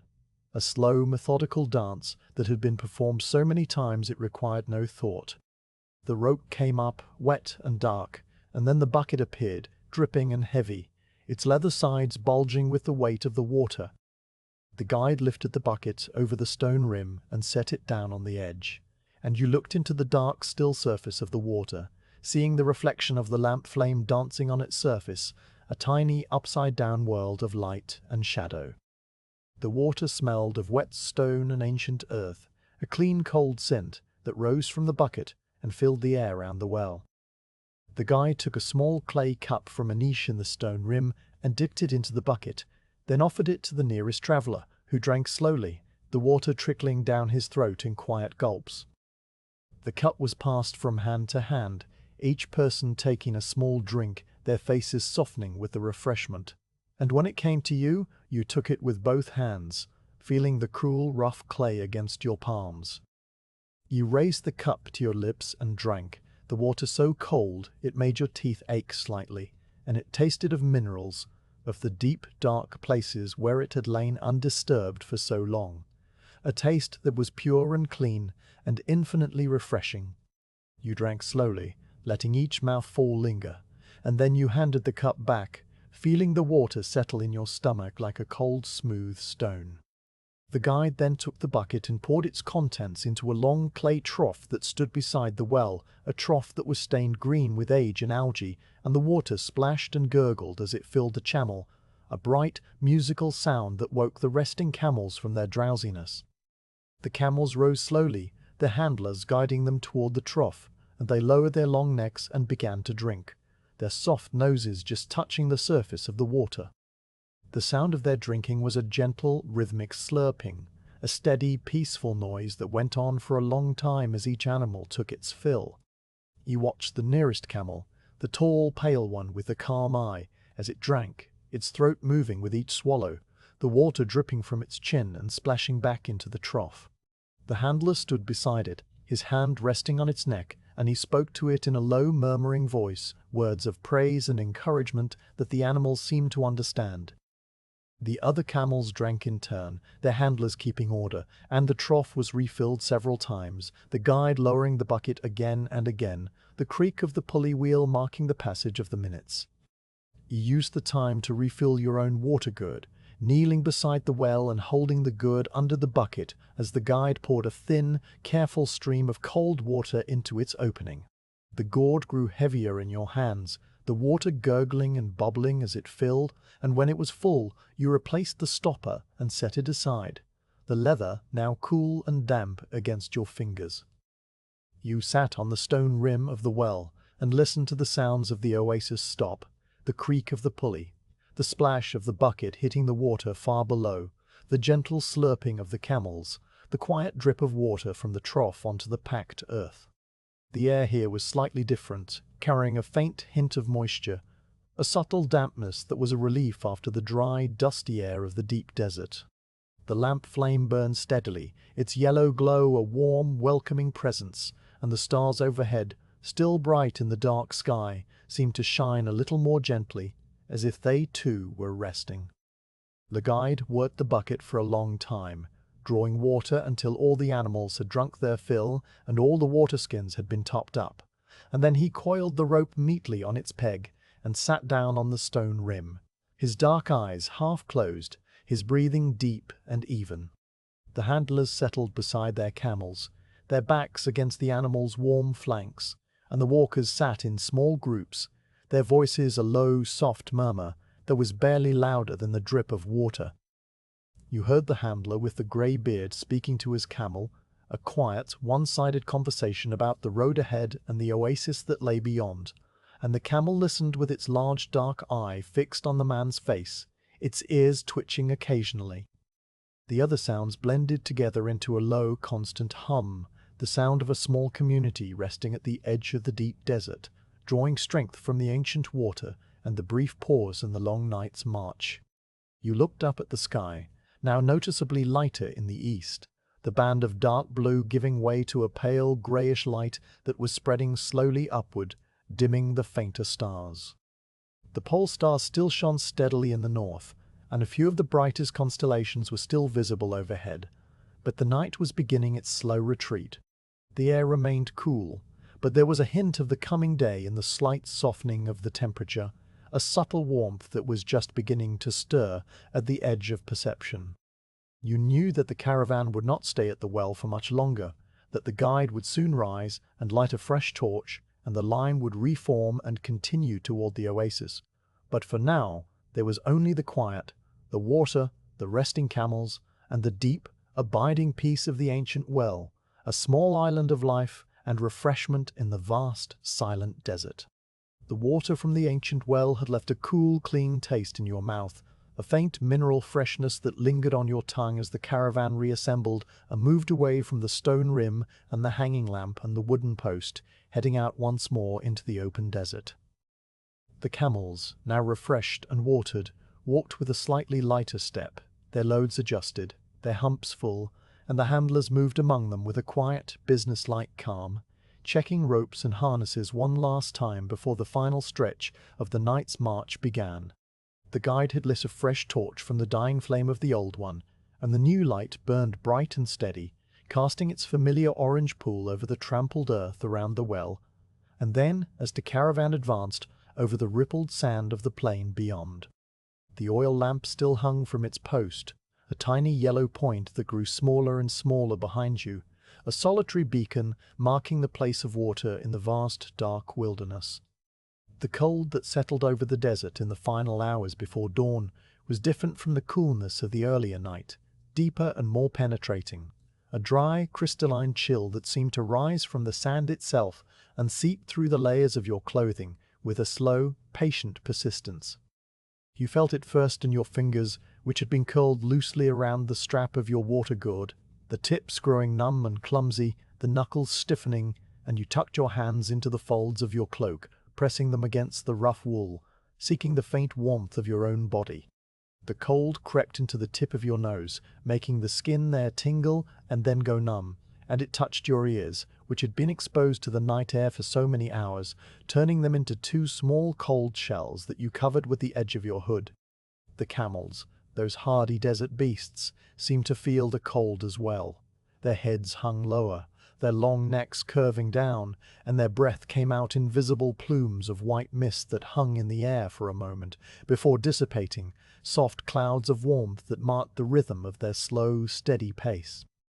The guide ahead had slowed the caravan's pace, whether consciously or not you could not tell, but the line of walkers and animals was now moving with a more measured, deliberate gait, each step a little shorter, each footfall a little softer on the cold, hard sand. The torch in his hand had burned down to a stump, the pitch nearly consumed, and the flame had begun to gutter, shrinking and flaring unpredictably as the fuel ran low. Fewer sparks rose from the dying fire, and the circle of light it cast had contracted, pulling in closer to the caravan, the shadows around its edges darker and more absolute than before. The guide did not pause to light another torch. Perhaps he judged that there was not much further to go, or perhaps he was simply conserving the remaining supply for the final approach to the oasis. Whatever the reason, the caravan walked on through the deepening cold, the light fading by slow degrees. The stars overhead, which had been your constant companions throughout the long night, were now beginning to fade, their sharp glint softening one by one as the unseen sun pushed its first faint light into the upper atmosphere. The brightest stars still shone, the pole star steady in the north, the few remaining constellations that had not yet dipped below the horizon still visible, but the fainter stars were disappearing, swallowed by the slow, inexorable brightening of the sky. The Milky Way had vanished completely, its pale band of dust no longer distinguishable from the general glow of the heavens, and the dark spaces between the stars were now a deep, velvety blue rather than the pure black of midnight. The horizon in the east had changed from a dark, neutral line to a distinct band of color, a deep indigo at the bottom grading upward into a softer, paler blue that was just beginning to hint at the warmth of the coming day. Your body, which had walked through the night with a steady automatic rhythm, now felt heavy and slow, the deep tiredness of the long march settling into your limbs like a thick, warm blanket. Your legs moved with a drowsy, mechanical motion, lifting and placing each foot without any conscious direction, and your arms swung gently at your sides, the movements reduced to the bare minimum required to keep you upright and moving forward. You felt a strange, floating sensation, as if the sand beneath your feet had become soft and insubstantial, a cloud that carried you along without effort, and the world around you seemed distant and slightly unreal. The shapes of the camels and the walkers blurred and softened by the dim light and your own fatigue. The cold had numbed the worst of the ache in your muscles, replacing it with a kind of heavy, dreamy stillness, and you drifted along in a state that was not quite waking and not quite sleep, a peaceful, suspended consciousness that asked nothing and expected nothing. The torch finally guttered and died, the flame shrinking to a tiny blue point, then a wisp of smoke, and then nothing. The guide tossing the charred stump onto the sand where it lay smouldering faintly before going dark. The darkness that followed was not complete, for the sky in the east had brightened enough to cast a faint, greyish light over the plain, a light so soft and diffuse that it seemed to come from everywhere and nowhere at once. You could see the outlines of the camels and the walkers now, not as the dark, shapeless forms of the night, but as distinct figures, their features still hidden, but their shapes clear against the pale sand. The guide's staff, which had been invisible without the torch, now appeared as a thin, dark line pointing the way, and the led camel's head, which had been lost in shadow, now showed its calm, patient profile against the lightening sky. The first suggestion of the dawn appeared along the edge of the world, a pale, silvery line no thicker than a single thread, stretched tight along the horizon where the dark earth met the brightening sky. It was not yet light, not yet color, just a faint, luminous boundary that separated the two realms, a promise of the sun that was still some time away. You watched that thin line as you walked, your eyes fixed on the distant horizon, and you saw it widen almost imperceptibly, growing from a thread to a ribbon, from a ribbon to a band, the silver gradually warming into a soft, pearly grey that was the exact color of a dove's wing. The camels seemed to sense the approaching day, their heads lifted slightly, their ears twitching, and their pace, which had slowed in the deep cold, began to quicken just a little, a subtle increase in tempo that spoke of an animal's instinctive knowledge that rest was near. The cold, which had been so intense in the darkest hour, now began to ease, the air warming by slow degrees as the light in the east grew stronger. You felt the change first on your cheeks, the numb, tingling sensation giving way to a faint warmth, the skin there prickling as the blood returned. Your fingers, still tucked inside your cloak, began to thaw, the joints aching slightly as they regained their feeling, and you flexed them slowly, working the stiffness out. The frozen tip of your nose, which had been a small, cold point on your face, now warmed and softened, and you could breathe more easily, the air no longer so sharp and biting in your nostrils. The camel's breath, which had been visible as plumes of mist, now grew fainter, the clouds smaller and less distinct, until they vanished entirely, the air having warmed just enough that the moisture no longer condensed. The plain across which the caravan was walking had begun to change, the flat, featureless sand giving way to a terrain that was slightly more varied, with low, gentle undulations and scattered patches of coarse dry grass that rustled softly as the camels passed. The grass was a pale, bleached yellow, the color of old straw, and it grew in clumps that were widely spaced, their roots clinging to the sand with a tenacious grip. The sight of this grass, the first living vegetation you had seen since leaving the rocky outcrop hours ago, was a sign that water was not far away, that the oasis was close, and the knowledge filled you with a quiet, weary gladness. A few small, thorny shrubs appeared, their branches bare and twisted, their shapes dark against the pale sand, and you caught the faint, spicy scent of their dried leaves, a smell that was sharp and clean and somehow invigorating. The guide, still walking at the head of the caravan, raised his staff and pointed it toward a low rise in the distance, a dark line of shapes that stood against the brightening sky, and you knew without being told that those shapes were palm trees, the first trees you had seen since the single date, palm in the courtyard of the way station. They were still far off, their fronds just visible as a dark, ragged fringe against the pale grey of the dawn, but the sight of them brought a new energy to the caravan, a subtle quickening of pace, a slight lifting of heads. The camels, who could smell the water and the green growing things, began to walk with a more purposeful stride, their large feet pressing firmly into the sand, their nostrils flaring, and the handlers had to tug on the lead ropes to keep them from surging ahead. Your own body, which had been moving in that drowsy, floating state for so long, now felt a small surge of energy, a faint, distant alertness that was not quite wakefulness, but was a step toward it. You straightened your back, which had been hunched against the cold, and you adjusted the strap of your water gourd, feeling its reassuring weight against your hip. The grey light of dawn had spread across the whole sky now, washing out the last of the stars, and the world around you was revealed in shades of grey and silver and the palest blue, a soft, muted landscape that was beautiful in its quiet simplicity. The sand, which had been dark and mysterious under the stars, was now a pale, silvery grey, the ripples and dunes clearly visible, their shadows long and soft. The distant palm trees grew larger as you walked, their individual trunks becoming distinct, their fronds separating into the familiar, feathery shapes that promised shade and shelter. The cold had not entirely gone. A faint chill still lingered in the air, a reminder of the long night that was now behind you. But it was a gentle cold, a coolness that was refreshing rather than numbing, and it mixed with the first faint warmth of the sun that was still below the horizon, creating a perfect balance of temperatures that was neither hot nor cold, just comfortable. You pulled your cloak a little looser round your shoulders, letting the cool air circulate, and you breathed deeply, the air tasting of sand and dry grass and the faint, distant sweetness of the oasis. The sounds of the caravan had changed with the coming of dawn. The soft, muffled silence of the deep night was replaced by a new kind of quiet, a quiet that was full of small, waking sounds, the rustle of the grass, the distant call of a bird, the creak of leather, the soft thud of camel hooves on the sand, and the low murmur of voices as the handlers spoke to their animals and to each other. The heaviness in your limbs remained, a deep, bone-tired weariness that was the accumulation of all the hours of walking. But it was a pleasant heaviness now, a feeling of having accomplished something, of having crossed a great distance through the night and arrived at the threshold of rest. Your mind, which had been drifting in that peaceful, dreamlike space, began to clear slowly, the thoughts becoming a little more distinct,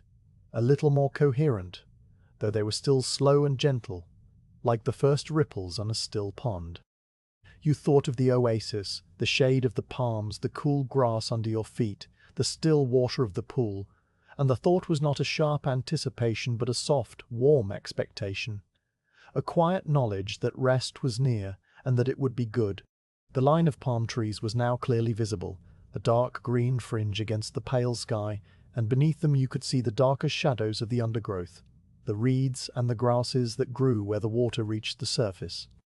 The guide angled the caravan toward a gap in the trees, a natural entrance to the oasis, and the camels, with their heads now high and their pace quickened, walked eagerly toward it. The sun had still not risen, but the sky above the palms was now a warm golden grey, the color of honey dissolved in water, and the first direct rays of sunlight were just beginning to touch the topmost fronds, turning them from dark green to a brilliant, glowing emerald. The cold stretch before dawn had passed, and the world was waking, slowly and gently, into the pale, quiet light of a new day. The gap in the line of palm trees opened before you, like a low green doorway, the fronds on either side arching inward to form a natural arch that filtered the pale morning light into dappled patterns on the sandy path. The camels passed through this entrance one by one, their large feet pressing into the ground that was now soft with leaf litter and fine dark soil rather than the shifting sand of the open desert, and the sound of their steps changed from a muffled thud to a gentle rustling crunch, the noise of dry palm fronds breaking underfoot, and the tiny invisible insects that lived in the leaf mold scurrying away from the disturbance. The air inside the oasis was immediately different, cooler and heavier, carrying a rich green scent of wet earth and growing things and the sweet, faintly fermented smell of dates that had fallen from the trees and lay half buried in the undergrowth. You breathed in deeply, the moist air a shock after the dry, crystalline cold of the desert night, and you felt the lining of your nose and throat, which had become parched and irritated, begin to soften and soothe. The path led downward very gently, sloping toward the heart of the oasis where the water gathered, and as you walked you could hear the sound of that water before you could see it, a soft, continuous trickle that was the voice of a small spring or an irrigation channel, a sound that was both musical and deeply calming, a liquid murmur that seemed to wash away the accumulated dust and weariness of the long march. The palm trees grew thicker here, their trunks tall and slender, some straight, others leaning at graceful angles, their rough, fibrous bark a dark brown that was almost black in the shadow, and their crowns of fronds spread out high above, creating a canopy that was dense enough to cast a deep, cool shade over the ground below. The fronds moved gently in a breeze that you could not feel at ground level, a high, soft rustling that was like the whisper of many voices speaking in a language just beyond hearing, a sound that had been the background music of oases since the first travelers had stumbled upon them in the deep desert. The caravan emerged into a wide, open clearing at the center of the oasis, a natural bowl where the ground was covered in coarse green grass and clumps of reeds that grew tall and slender near the edges of a shallow pool of still water. The pool was not large, perhaps 30 paces across, its surface smooth and dark, reflecting the palm fronds and the pale morning sky with a perfect, mirror-like clarity that made it seem deeper than it was. A low earthen bank surrounded the pool, and from one side a small irrigation channel had been dug, a narrow trench of packed mud that carried a thin stream of water away into the shadows of the palms, where it vanished among the reeds and the undergrowth. The sound of this channel was the trickle you had heard from the path, a constant gentle gurgle that was the heartbeat of the oasis, the sound of water moving from the spring to the trees and the grass and the waiting roots. The guide stopped at the edge of the clearing and planted the base of his staff in the soft earth, and the caravan came to a halt behind him, the camels spreading out into the open space, their handlers moving among them with the slow, deliberate movements of people who had reached the end of a long journey. The walkers, those quiet, cloaked figures who had been your companions through the night, lowered themselves onto the grass or onto the low earthen bank, their bodies sinking down with sighs of relief that were more felt than heard, the release of tension that had been held for so many hours. You stood for a moment at the edge of the clearing, your legs still tingling with the memory of walking, your eyes adjusting to the dim green light of the oasis after the open brightness of the plain, and you looked around at the scene with a quiet, weary wonder. The camels were being unloaded, their handlers working with a calm, methodical efficiency that needed no words. The girths were loosened, the wooden saddle frames lifted away, and the loads of cloth and grain and water skins were set down on the grass in neat, orderly piles. The animals, freed of their burdens, shook themselves with a slow, full-body shudder that started at their heads and rippled down through their humps and their long legs, and then they knelt down on the soft grass, their large bodies settling onto the ground with the deep, contented groans of creatures who had walked a very long way and were finally at rest. One by one the camels closed their eyes, their long lashes brushing against the soft skin below, and their breathing became deep and regular, the great bellies rising and falling in a slow, peaceful rhythm. You found a spot near the edge of the pool, a patch of grass that was thick and soft and still cool from the night, and you lowered yourself onto it, feeling the green blades press against your palms and the backs of your thighs. The ground here was not sand, but real soil, dark and rich, smelling of humus and moisture, and the slow, patient work of roots and worms and the tiny creatures that lived in the earth. You pulled off your boots, your fingers clumsy with tiredness, and you set them aside, flexing your toes in the cool grass, feeling the blades tickle the soles of your feet, a sensation that was so simple and so pleasant that you almost laughed. The skin of your feet was pale and wrinkled from so many hours inside the leather, and you rubbed them slowly, working the stiffness out of the arches and the ankles, the simple, mindless motion of self-care. The sun had still not risen above the horizon, but its light was now flooding the sky above the palm canopy, turning the pale grey of dawn into a soft golden wash that filtered down through the fronds in shifting patterns of light and shadow. The pool caught this light and held it, the dark surface brightening to a pale milky green near the edges where the bottom was visible, and a few small insects skated across the water, their legs dimpling the surface without breaking it. A bird, the first you had seen since the way station, flew low over the pool, its wings a blur of brown and white, and it landed on a reed near the far bank, where it clung and swayed, uttering a few clear, liquid notes before falling silent. The sound of the bird's song hung in the air for a moment, a tiny jewel of melody, and then it was gone, absorbed into the larger quiet of the oasis.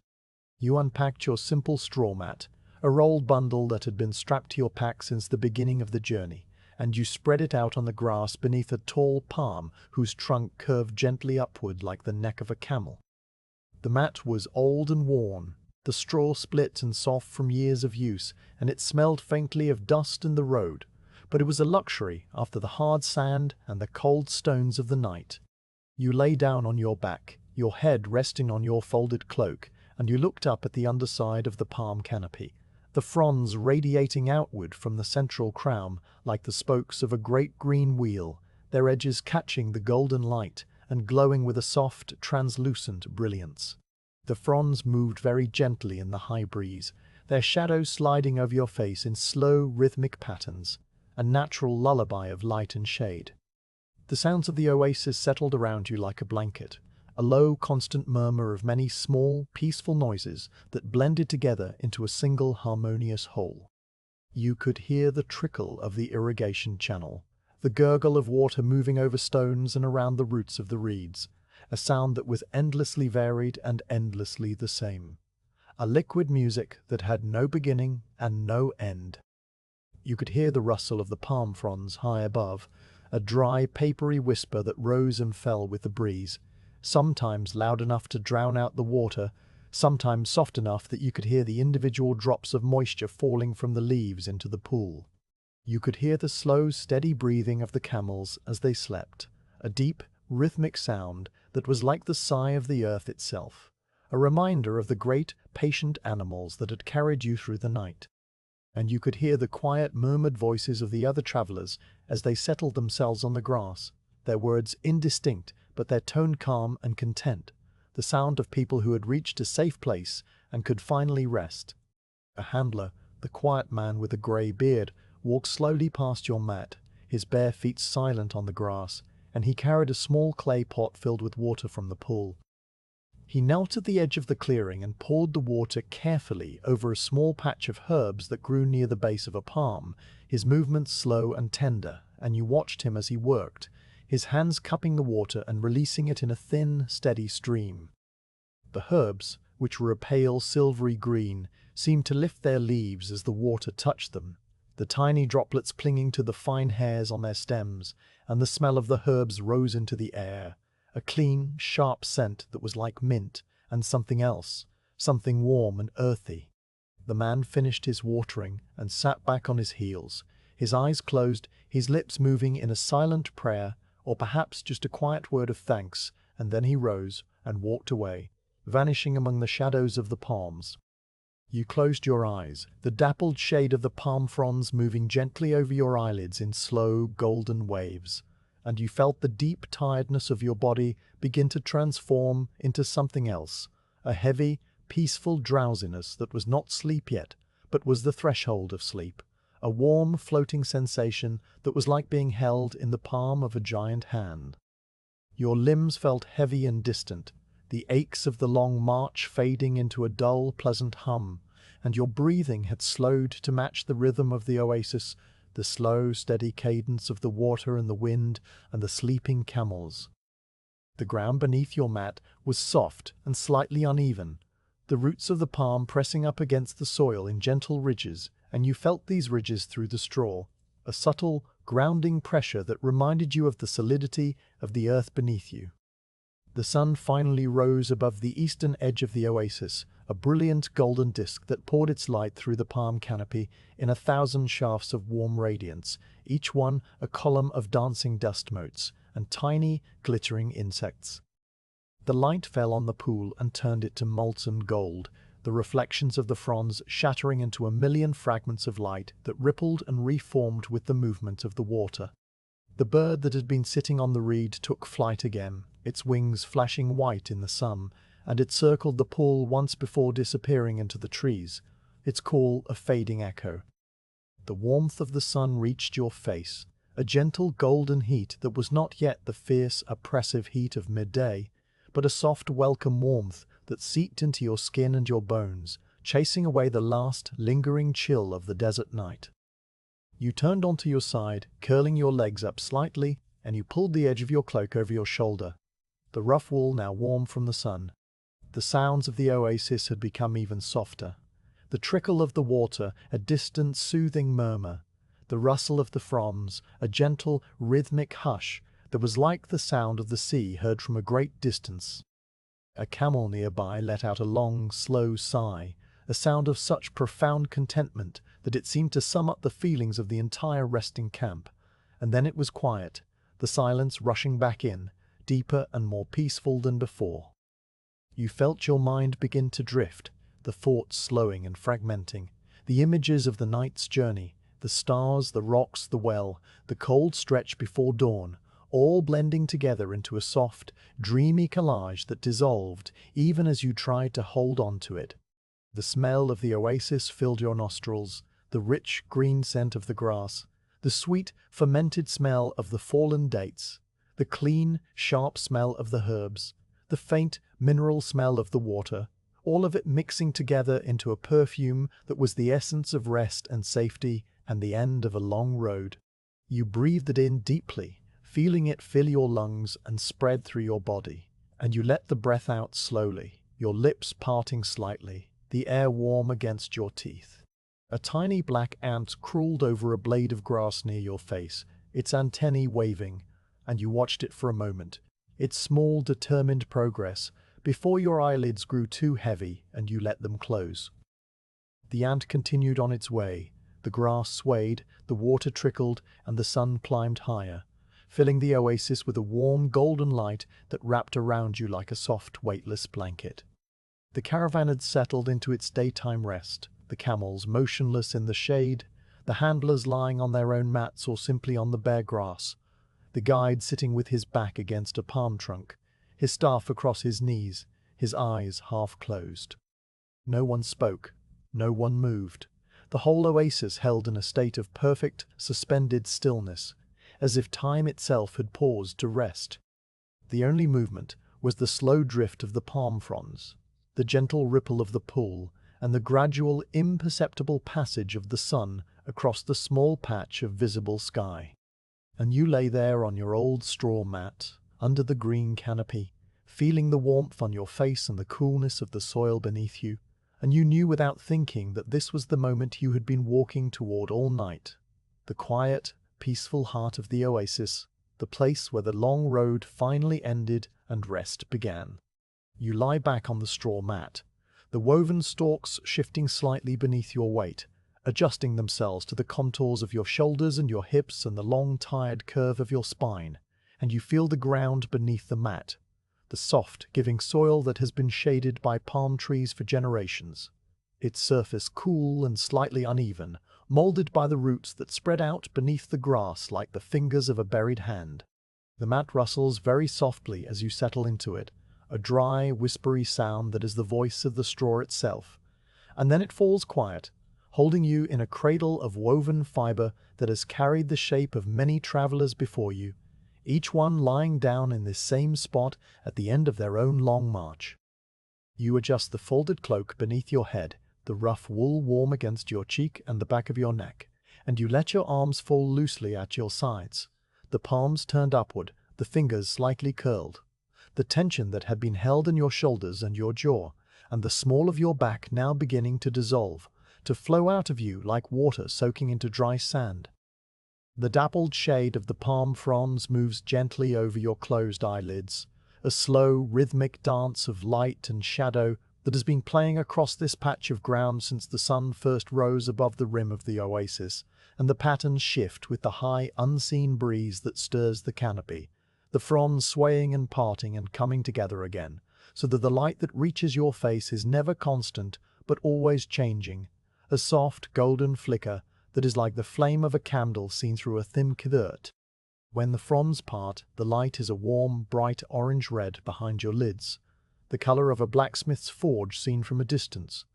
and when they close, the light dims to a deep, ruddy brown, the color of aged leather or the inside of a clay pot, and this slow, steady pulsing of brightness and shadow is so regular and so soothing that it becomes a kind of visual lullaby, a gentle wordless rhythm that pulls your mind away from the waking world. The sounds of the oasis, which had been distinct and separate when you first lay down, now begin to blend together into a low, continuous murmur that has no beginning and no end, a wash of soft noise that is like the sound of the sea heard from a great distance, or the hum of a beehive on a warm summer afternoon. You can hear the trickle of the irrigation channel, the water moving over its bed of smooth stones and packed mud, a liquid, gurgling note that rises and falls in a pattern that is almost musical, a tiny, endless song that has been playing since the channel was first dug. You can hear the rustle of the palm fronds high above, a dry, papery whisper that comes in waves, swelling as the breeze strengthens and then fading to near silence, only to swell again, the sound as regular as breathing. You can hear the soft, deep respiration of the camels as they sleep in the shade, their great bellies rising and falling, the air moving through their wide nostrils with a sound that is like the sigh of the earth itself, a slow, peaceful rhythm that vibrates through the ground and into the straw mat beneath you. And you can hear the tiny, almost inaudible sounds of the insects in the grass, the click and whir of their wings, the faint, high-pitched hum that is the background music of all green places, a sound so constant that you only notice it when you deliberately listen for it. These sounds merge into a single harmonious drone that fills your ears and seems to press gently against your eardrums, a soft, white noise that blocks out the sharper edges of the world, and you let yourself sink into it, let it carry you down into a deeper state of quiet, the way a boat sinks down into a deeper state of quiet, the way a boat sinks down into still water as the tide comes in. The sound of your own breathing joins the chorus, a slow, even rhythm that matches the rustle of the fronds and the sigh of the camels, and you become aware of the air moving in and out of your lungs, the coolness of the inhalation as it passes through your nostrils and down your throat, the warmth of the exhalation as it escapes through your slightly parted lips. Your breathing slows without any conscious effort, the space between each breath growing a little longer, the pauses more restful, until you are breathing so slowly and so deeply that each inhalation feels like a wave rising and each exhalation like a wave falling, a gentle oceanic rhythm that rocks you in its embrace. Your body, which had carried you across the desert through the long hours of the night, now feels heavy and warm and deeply, profoundly still. The muscles that had worked so steadily, now loosening, the fibers that had been held in tension, now releasing, one by one, like the strings of a musical instrument being slowly unwound. You feel the weight of your legs pressing down into the mat, the thighs and the calves and the ankles all sinking into the straw and the soil, and the sensation of being held up by the earth is a comfort, a reminder that you do not need to walk any further, that you have arrived. The soles of your feet, which had grown numb and calloused from the long march, now tingle slightly as the circulation returns, a faint, prickly warmth that is the body's way of saying that it is time to rest, and you flex your toes once, a tiny, unconscious movement, and then they are still. Your arms lie heavy at your sides, the muscles of your shoulders and your upper arms loose and slack, and the bones of your wrists and your hands feel as if they are made of something dense and warm, like clay that has been left in the sun. The memory of the night's walking, which had been a constant rhythmic echo in your muscles, a ghost of motion that persisted even after you stopped, now begins to fade, the sensation of forward movement dissolving into the stillness of the present moment. The steady thud of the camel's feet, the soft scuff of your boots on the sand, the gentle sway of the torchlight, the cold air on your face, all of these memories are still there, but they are distant now, like the recollection of a journey taken long ago, and they have lost their urgency, their sharp edges worn smooth by the passage of time. You do not think of the road ahead, for there is no road ahead, not now, and you do not think of the road behind, for that road is already fading into the past, becoming a story that will be told another day.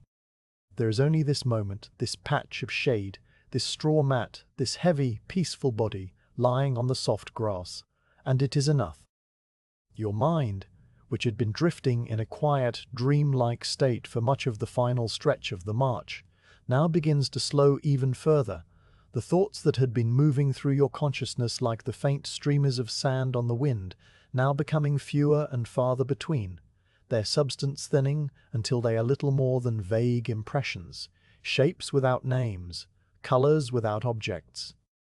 An image of the stars, the great river of the Milky Way, flashes briefly and then fades, replaced by the cool darkness of the well, the sound of the bucket splashing far below, and then that too fades, and there is only the soft golden glow behind your eyelids, the gentle pulse of the light and shadow. A fragment of a thought, something about the grey cat at the way station, surfaces for a moment and then sinks away, and you do not try to hold on to it, you let it go, let it drift off into the warm, quiet haze that is filling your mind. The sun, which had been climbing slowly above the palm canopy, now reaches a point where its light falls more directly on your body, a warm golden shaft that slants through a gap in the fronds and settles on your chest and your stomach and the tops of your thighs. The warmth seeps through the fabric of your tunic, a gentle, penetrating heat that is not hot but simply warm, the temperature of a bath that is cooled slightly, and it spreads outward from the points of contact, flowing down your arms and up your neck, loosening the last tiny knots of tension that had been hiding in the corners of your body.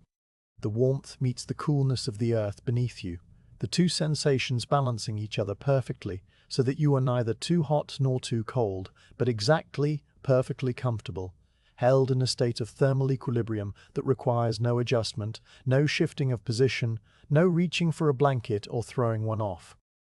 The smell of the oasis, that rich green perfume that had been so striking when you first entered the clearing, now fades into the background, becoming so familiar that you no longer notice it unless you deliberately focus your attention, and when you do, you catch the faint sweetness of the fallen dates, the clean, sharp scent of the herbs that the grey-bearded handler had watered, the mineral freshness of the pool, and the warm, musky smell of the resting camels, all of them blending together into a single abundance. You breathe it in, a slow, deep inhalation, and you let it out, a soft, even exhalation, and with each breath you feel yourself sinking a little deeper into the mat, a little deeper into the quiet, a little deeper into the quiet, a little deeper into the warm, heavy drowsiness that is spreading through your entire being. Your eyelids, which have been closed for some time, now feel as if they are weighted, as if tiny, invisible stones have been placed on them, and the effort of opening them, which would be so small as to be negligible at any other time, now seems impossibly great, a monumental task that you have no desire to undertake. You let them remain closed, the darkness behind them soft and golden, and you feel the tiny muscles around your eyes relax, the fine lines at the corners smoothing out, the tension that had been held in your forehead releasing, so that your whole face becomes smooth and still, the expression of a person who is deeply, utterly at peace. The skin of your cheeks, which had been cooled by the night air and then warmed by the sun, now feels pleasantly neutral, neither warm nor cool, just present, a gentle, unnoticed boundary between your body and the world. The sounds of the oasis continue their slow, steady drone, the trickle of the water, the rustle of the fronds, the breathing of the camels, the hum of the insects, and they now seem to be coming from a great distance, as if the world has moved back a little, has drawn a veil of quiet between itself and you. You can still hear them, but they are muffled, softened, like the sounds of a household heard from another room when you are falling asleep in your own bed, the familiar noises that tell you that all is well and that you can let go. The trickle of the water becomes the voice of a distant stream, the rustle of the fronds becomes the whisper of the wind in the trees, the camel's breathing becomes the sigh of the earth, and you are content to listen, to let the sounds wash over you without grasping them, without trying to identify them or remember them.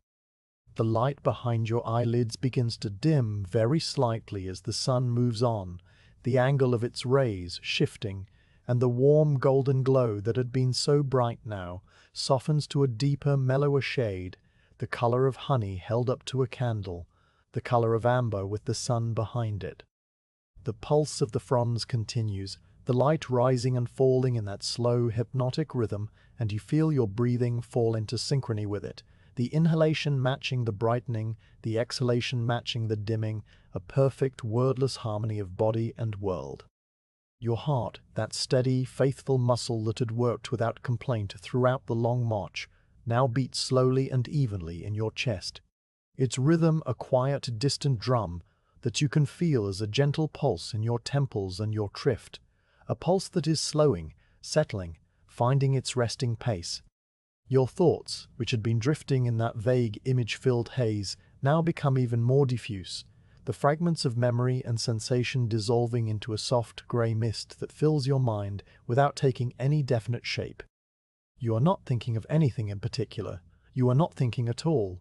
Not in the way that you think during the day, with words and sentences and logical connections. You are simply aware. A quiet, floating awareness that is like a lantern hanging in a still, dark room, casting a gentle, unfocused light on nothing in particular. Content to simply be, to exist without striving or wanting or needing.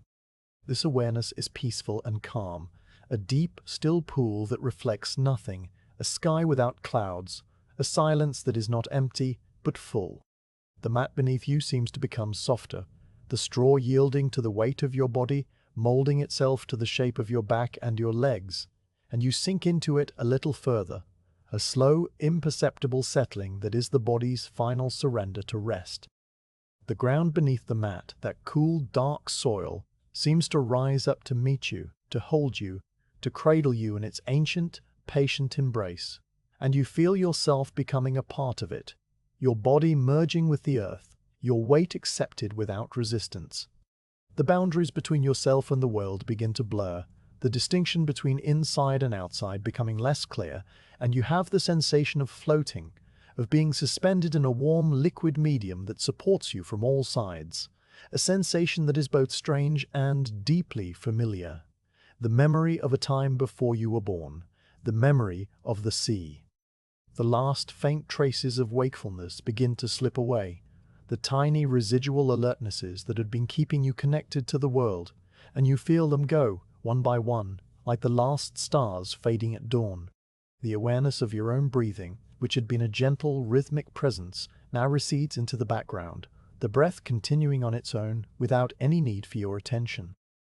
The awareness of the sounds, the trickle of the water, the rustle of the fronds, the hum of the insects, all of them still present but now distant, a lullaby that is no longer consciously heard but still felt, a vibration that soothes the deepest parts of your mind. The awareness of the light, that soft golden pulse behind your eyelids, dims to a steady, warm glow, and then even that awareness fades, replaced by a deep, velvety darkness that is not empty, but full of peace and quiet and the absence of all striving. You do not notice the exact moment when sleep comes, for it does not come as a sudden event, but as a gradual, seamless transition, a gentle sliding from one state to another, the way a boat slides from the river into the sea, the water changing from fresh to salt without any visible boundary. You are awake, and then you are not awake, and there is no line between the two, only a slow, peaceful dissolution of the self into the greater quiet, the individual awareness merging with the vast, silent presence that underlies all things. Your breathing continues, slow and deep and even. Your heart continues its steady, patient beat. The light continues its gentle, rhythmic pulse. And you sleep, deeply and dreamlessly, under the quiet palms. The oasis holds you in its embrace, the camels sleeping in the shade, the water trickling through its ancient channel, the fronds rustling in the high breeze, and the sun climbs slowly toward its zenith, the day unfolding in its own quiet, unhurried way. The caravan rests, the travelers sprawled on their mats and on the soft grass, their faces peaceful, their bodies still, and the desert surrounds them, vast and silent and patient, the sand warming under the sun, the distant dune shimmering in the heat. But you are not aware of any of this, not the sun, not the desert, not the day. You are far away, floating in a deep, quiet place where there is no walking, no marching, no road, no destination, only the soft, velvety darkness of a sleep that is as deep and as peaceful as the bottom of the sea. And there you remain, undisturbed, for as long as your body needs, for as long as the journey requires, resting and restoring and dreaming no dreams, simply being, simply sleeping, under the quiet, watchful palms